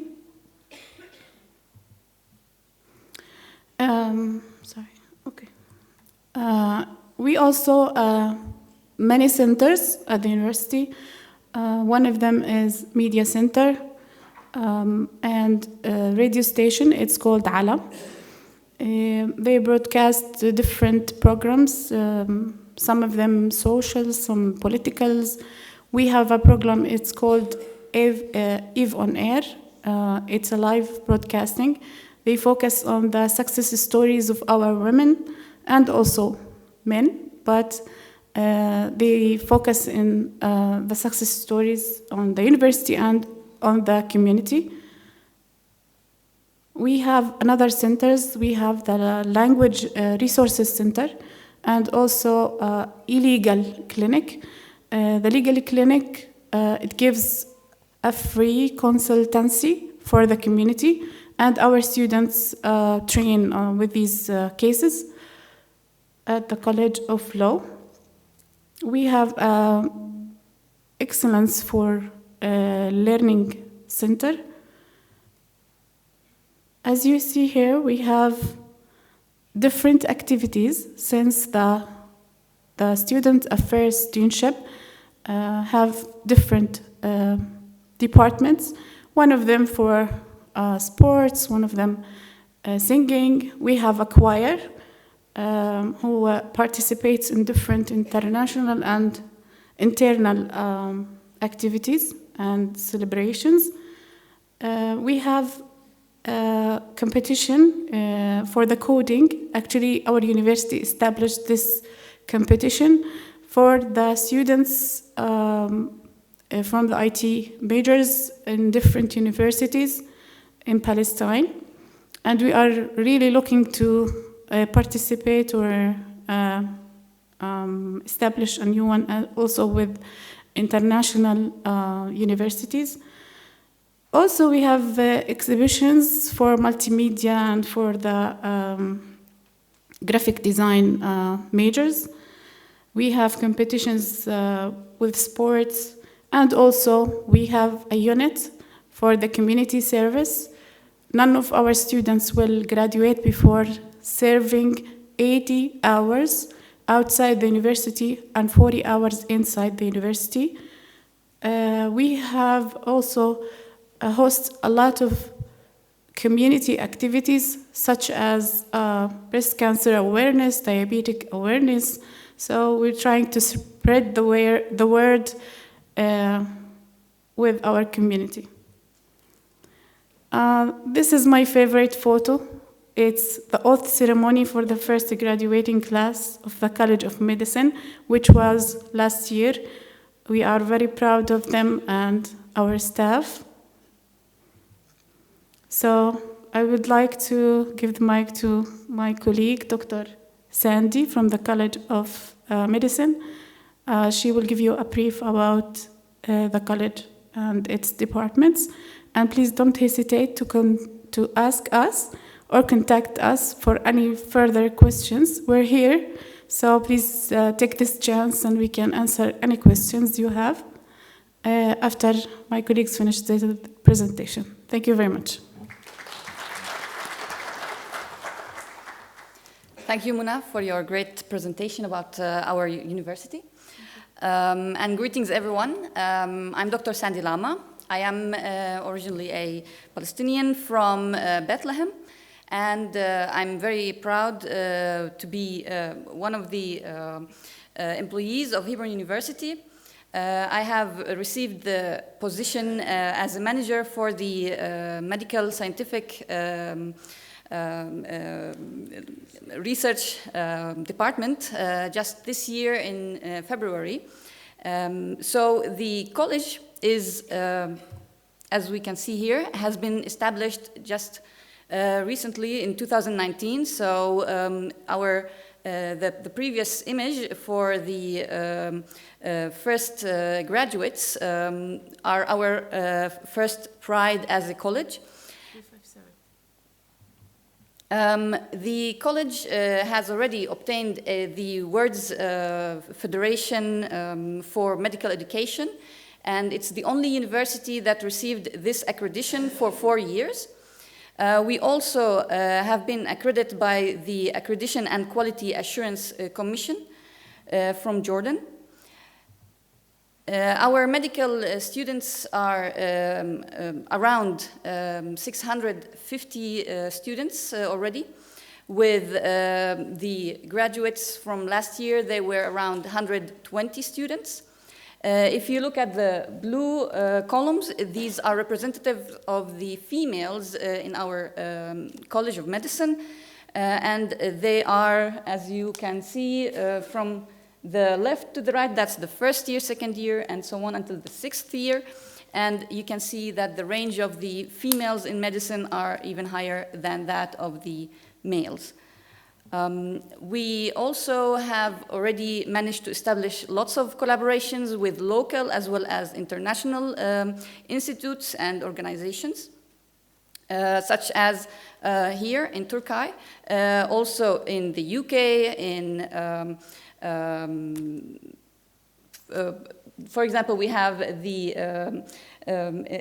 Istanbul, the Dijla, the Osman Ghazi universities, and also in the University of Jordan. And we are looking forward for further collaboration internationally. In general, our organizational structure contains the clinical medical departments and the basic medical science departments. So our students start by the basic medical sciences, where they learn the basic sciences, chemistry, biology, and they, as previously mentioned, have lots of practical in the laboratories that we have, as well as then they continue with the clinical medical department, where they specialize more into medicine. We have several divisions, like internal medicine division, general surgery division, pediatrics, gynecology, etc. Besides that, we also have the quality assurance and accreditation division, and of course the medical scientific research department. And we are also working on founding the Institute of Forensic Medicine. Now, the Medical Scientific Research Department is directly under the supervision of our dean, and it combines two main committees, which are the Ethics Committee, the IRB Committee, as well as the Scientific Research Committee. Both are responsible for the ethics and the scientific research regulations. Then there are also three further divisions that are part of the department, which are the Archive and Database Division, the Statistical Analysis Division, which supports the researchers in their statistical questionnaires, surveys, or analysis. And finally, the Students and Lecturers Research Division, which is responsible about supervision and other assistance for the students or the researchers. So the goals and aims of this department are to, of course, to develop and advance the scientific research across multiple fields, whether it is the basic biomedical sciences, clinical sciences, behavior sciences, social sciences, environmental sciences, so even any AI or computer software engineering systems. So feel free to always come and contact me, no matter what your background is. We will always find a solution for a joint research topic. And of course, our aims are to enhance the research proficiency of our faculty members as well as the students. And we are striving to meet international research standards and align with the strategic goals of the Faculty of Medicine. A little information about the current research results. So we have around 61 of our research publications by our students, and the rest is from the faculty members. The students are usually between the 4th, 5th, and 6th year publishing their publications, and the rest are the professors or associate and assistant professors. The majority of our research publications are published in peer-reviewed journals in a Q1 and Q2 rankings, as well as are indexed in Scopus, Web of Science, and PubMed. We also have about 60% of our collaborations as internal research collaborations, as well as 40% of international research collaborations. What you see here is the idea of building up a central scientific research laboratory. We are already starting to plan for it. We already have the space, and we are working now on the process of the gadgets and the correct design for the upcoming possible research. So what we are looking for in general from my visit here in this Erasmus Plus staff mobility is to extend our international relations and networks, also to collaborate in research projects and innovative ideas. Moreover, of course, the continuous training for our staff and students is important for us. And we are open for interdisciplinary research plans and projects, especially, as I mentioned previously, in AI or other related topics to medical and health sciences. And definitely, we would like to maintain our great relations with our current partners and to build newer partnerships. Please get in touch with us, and if you would like to get to know us more, you can log into the previous links. Now, I would like to leave you with our next colleague, Ahmad, who is from the International Relations. Thank you all. Thank you, my colleagues. Thank you. I'm Ahmad Ghayada from the International Relations Office and projects, let us say, and the grants office. We are at the international office working with all agreements internationally, and we manage, fortunately, to have cooperation with more than 25 countries and sign more than 90 agreements. And we are ready to connect more and to establish new cooperation with all of you. As you see in Turkish cooperation, we have started with one university, and now we have more than 15 universities in 3 years, fortunately. Yeah? And our staff here at our university graduated from Turkish universities, more than 15 staff. They are holding 20 graduated from Turkish universities. As any international office, we are looking for joining capacity projects, joining mobility projects, signing memorandum of understanding, improving our collaboration, looking for strategic partnership and joint research or the projects with all partners. I can show you some experience with our Erasmus This is some pictures of our students' mobility. Many students and staff, more than 200, since 2019, the first time we start mobility. More than 200 staff and students joined this mobility program under Erasmus, and nowadays some of the students are, one of the students is practicing the mobility in Eskişehir, Osman Gazi, another 3 students in Ankara, and in Germany, in Spain, in Italy, in different countries and universities. This is a flyer we did for Erasmus practices and activities. I think we almost share it with you. You can look, and if you have any question, we can answer. But we have to say that one of the projects, mobility projects, we built on a joint master degree with the Siena University in Italy.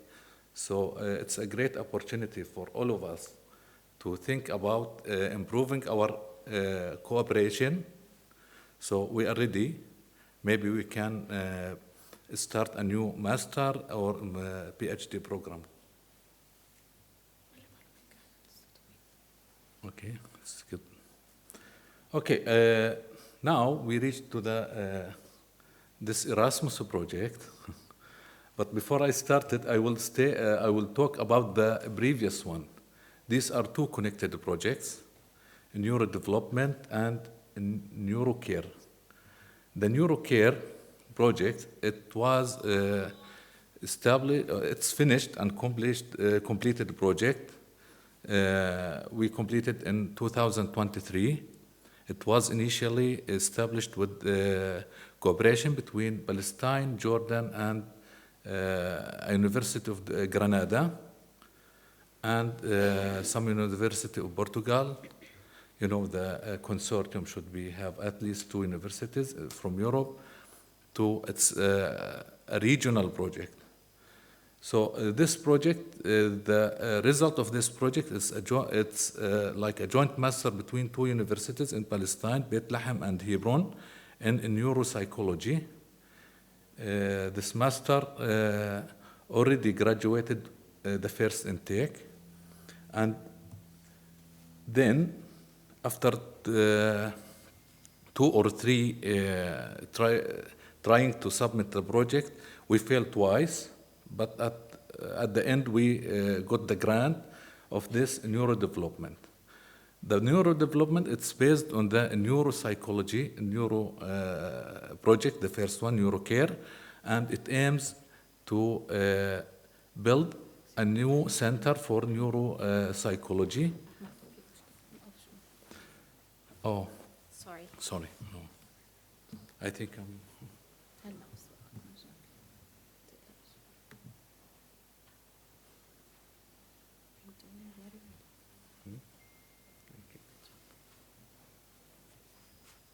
Yeah, I'm getting faster, I think.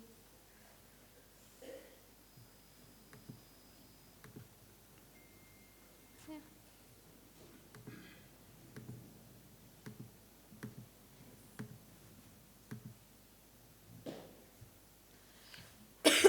Thank you. Thanks. This project, as I told you, it was initially, it's a national project. It was built on a regional project. Now it's the national project for Palestine only. And we are partnering this project with the same previous European applicant, Granada University. We added a new partner from France, Clermont University, and 2 other universities from Palestine, Bethlehem and An-Najah University. As I told you, here in this project, the main goal is to create a university center for neurodevelopment under the education department. And there will be 3 units inside it. A practical training unit, a research unit, and a community service unit. You know, after the war in Palestine, a lot of need raised especially for psychological treatment for people, for children, so this need a lot for our people. We find that there is a lot of need for it. The budget for this project, it's more than 700,000 euros. And as you can see, the website, all dissemination gates are in the are written here. Yeah. If you have any question about this project, I can connect you directly with the project manager of this from our side. So, at the end, this is our contact information, and we are happy to receive any contacts from your side. But yes. Let me, yeah. So we would like to share with you. Thank you for listening. Actually, before we start with the video, do you have any questions, any concerns, any comments? Okay.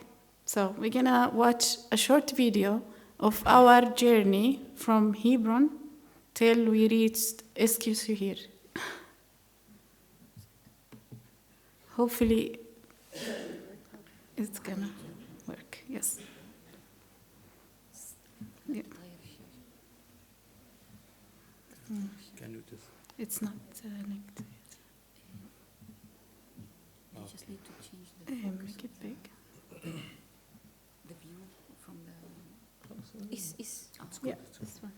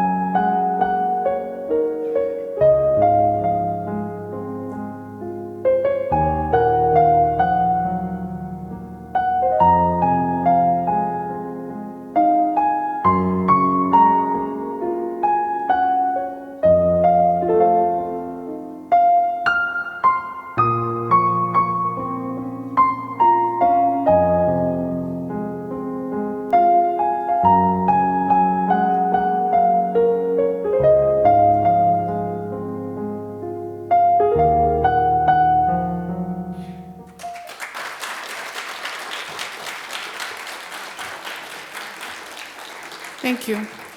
Thank you. So as you saw at the beginning of the video, we had many checkpoints that we have to pass before we reach to Jericho.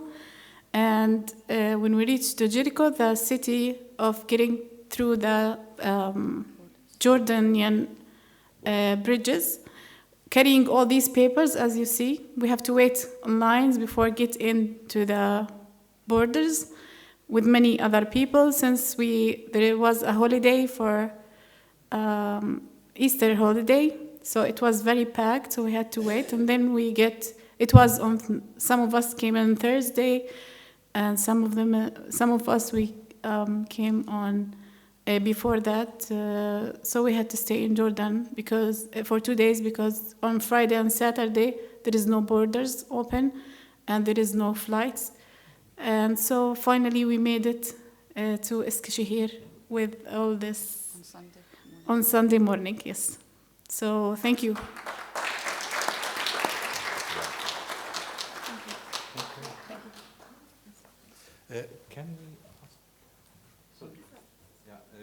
Can we ask our colleague from Eskişehir Technical University to give them some small present? Yeah. Yeah. All of your staff, please. All the Eskişehir Technical University, please.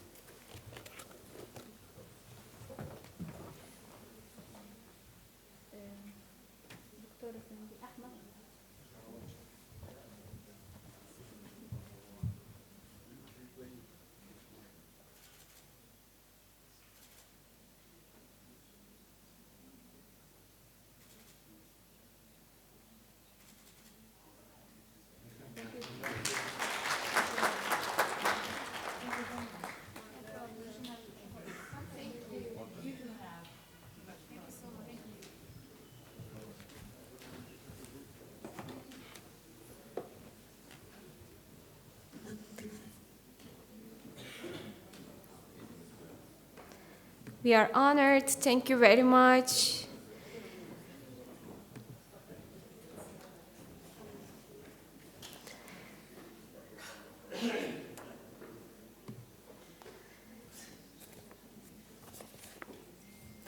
Now we will continue with the presentation, with a presentation from Ukraine. I'd like to invite the representative from Ukraine to the stage to present Green Build Capacity Building Project, please.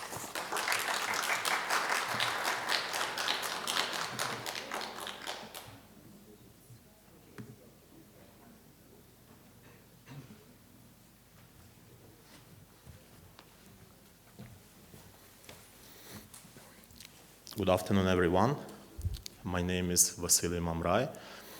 I am from Ukraine, together with my team from Zhytomyr Polytechnic University, Ukraine.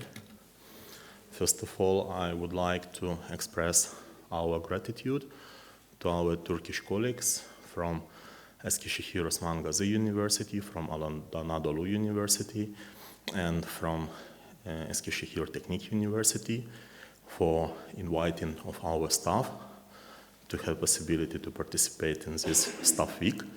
We are very appreciated. Çok teşekkür ederim. So there is our presentation. It's just about one of our capacity building project, not about general, but nevertheless to give you some imagination where we are from. So Zhytomyr, it is a city situated in the northern western part of Ukraine, about 140 kilometers to the west from our capital Kiev. Some pictures from our city. Before we will talk about our project Green Build, which is like the main part of presentation, here is some short introduction about our participation in international programs. Our university is quite active by participation in different international programs and mainly in European programs like Erasmus and others. So at the moment we have ongoing Two Horizon project, a Digital Europe program project, two projects within European Institute of Innovation and Technologies. Also we have, it's like recent projects, we previously had many before. It's capacity building in higher education, Strand 2. We have two ongoing projects. The lowest one was just finished. The first one just beginning from this year. And the second, it is a project where our university is a full coordinator and grant holder. Also, we have such projects like Erasmus Cooperation Partnership, K-Action 220. Both, one is finished, one is ongoing. Sorry. Yeah. Also, our university participate in Jean Monnet program. We have one was just finished and two ongoing Jean Monnet projects. And one project, it is Erasmus Alliances of Knowledge. So with this project, we can say that we cover all of the majority of Erasmus program, which is open for Ukraine like a third country not associated to the program. And now about one of our ongoing project. This project just started in January 2026. The title is Green Build, a green and energy efficient building design for Ukraine renovation. It is a 3-year duration project aimed on modernization of curricula, including innovation courses and methodologies. It is a joint project, including just neighborhood partnership, just representative from Ukraine, covering the priority Green Deal. The consortium consists of a program countryside. As you can see, our main partner and coordinator is Turkish University. It's Kütahya Dumlupinar University. Project coordinator, also we have a university from Estonia, Italy, and Sweden, 5 Ukrainian universities, and some associated partners. The aim of the project is establishing an according to their experience. Oh, help.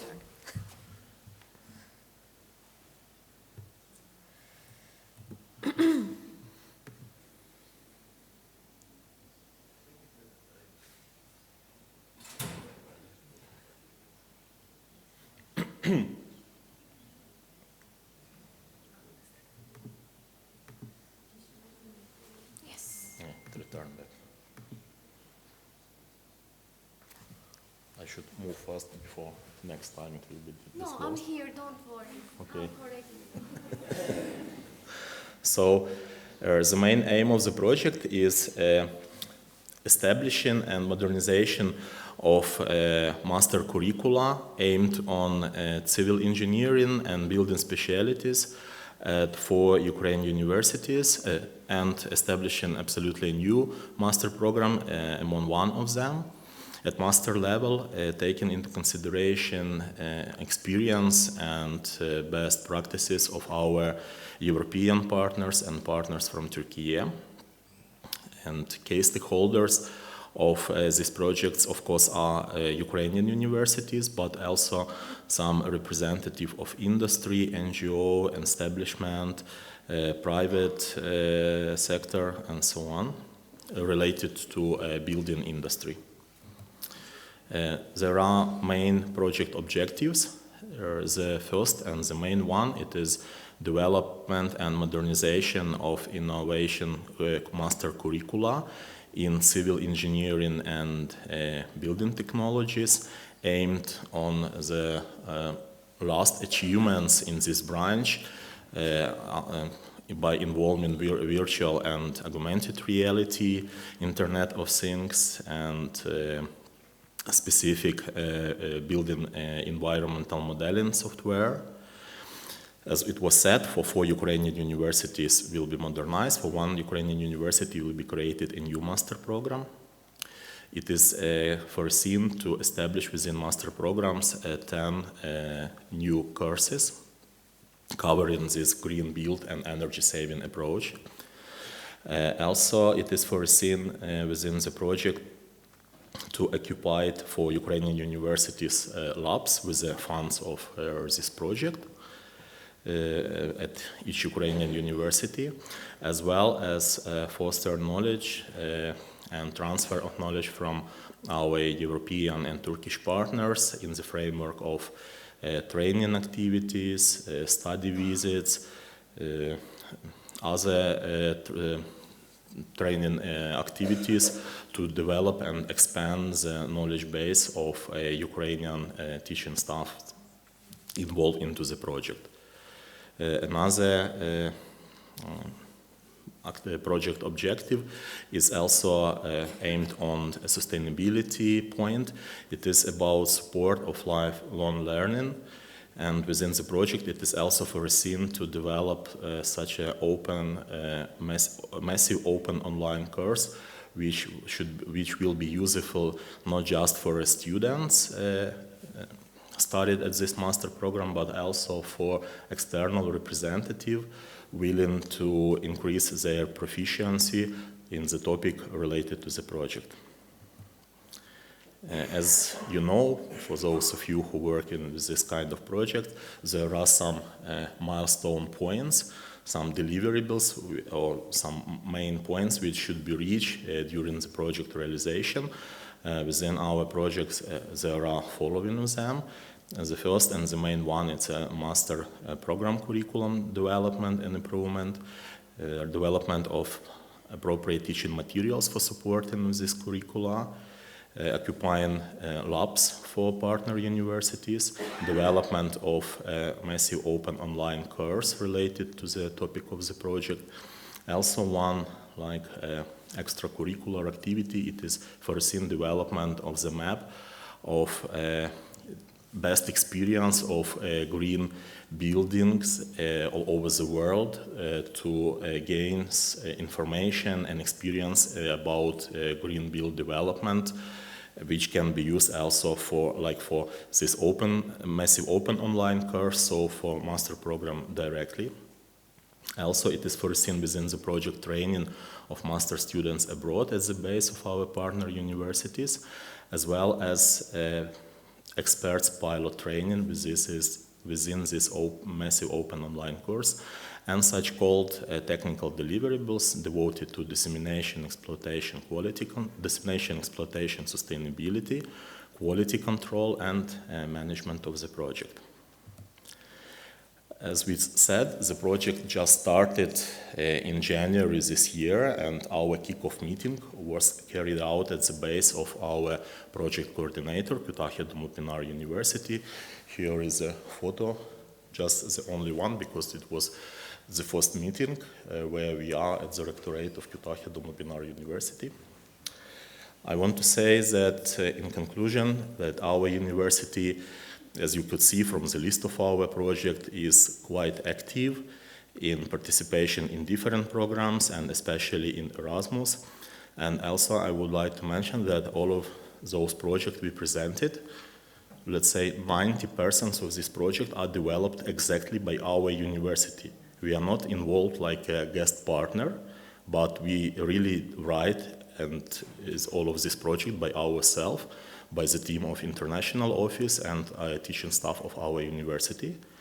We are welcome to expand our partnerships with the new participants, and we'll be glad to have you as our partners for our future projects. Thank you for your attention.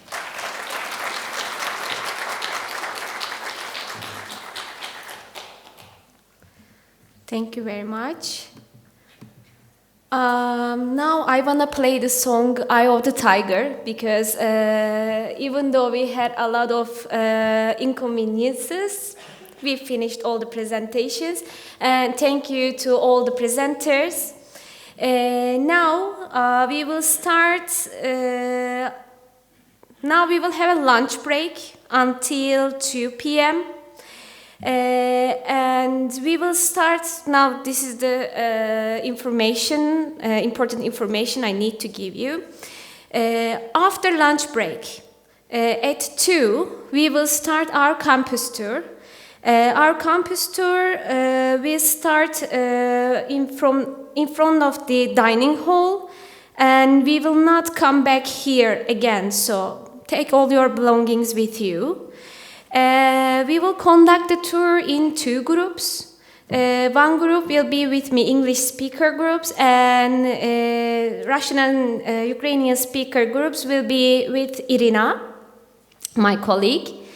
We will be 2 groups like this, and during the tour you will have a chance to explore our facilities and campus environment closely. Is there any questions regarding that? Okay. Following the campus tour, we will have a photo shooting in front of the rectorate building, and I believe you chose one representative from your universities to meet with our rector. At 3, our rector will accept one representative from each university. I will give the details right there again. And about tomorrow. So tomorrow, you know that we will have a trip to Odunpazarı. I'd like to remind you that our social program will take place tomorrow at 2 in Odunpazarı. We will meet in front of the OM Museum stairs. The location will be shared with you through your WhatsApp groups. But please make sure that you will be at the meeting point at 2 tomorrow, because it will be a guided tour and it will be hard to wait since there will be a lot of crowd there. It's a touristic place in Eskişehir. Please note that there will be no transportation provided, so you will be coming by yourself to the meeting point tomorrow. So this is, I think, yeah. After the tour, we will all proceed together to farewell dinner and the awarding of the attendance certificates. Thank you for your contributions. Yes. There will be vehicles, transportation to the dinner tomorrow after the Pazar tour. Universities will send their buses. There will be transportation between the tour and the dinner. Did you hear? Okay, so when the tour ends, there will be service buses waiting for you. We will take you to the dining dinner place. Okay? Tomorrow. So thank you. And do you have any questions about the program or what we will do today or tomorrow? Okay, then we will make a quick photo shoot here in front of the door. You know, you saw our Eskişehir Technical University writing. Let's take you here for the photo shoot. Thank you very much.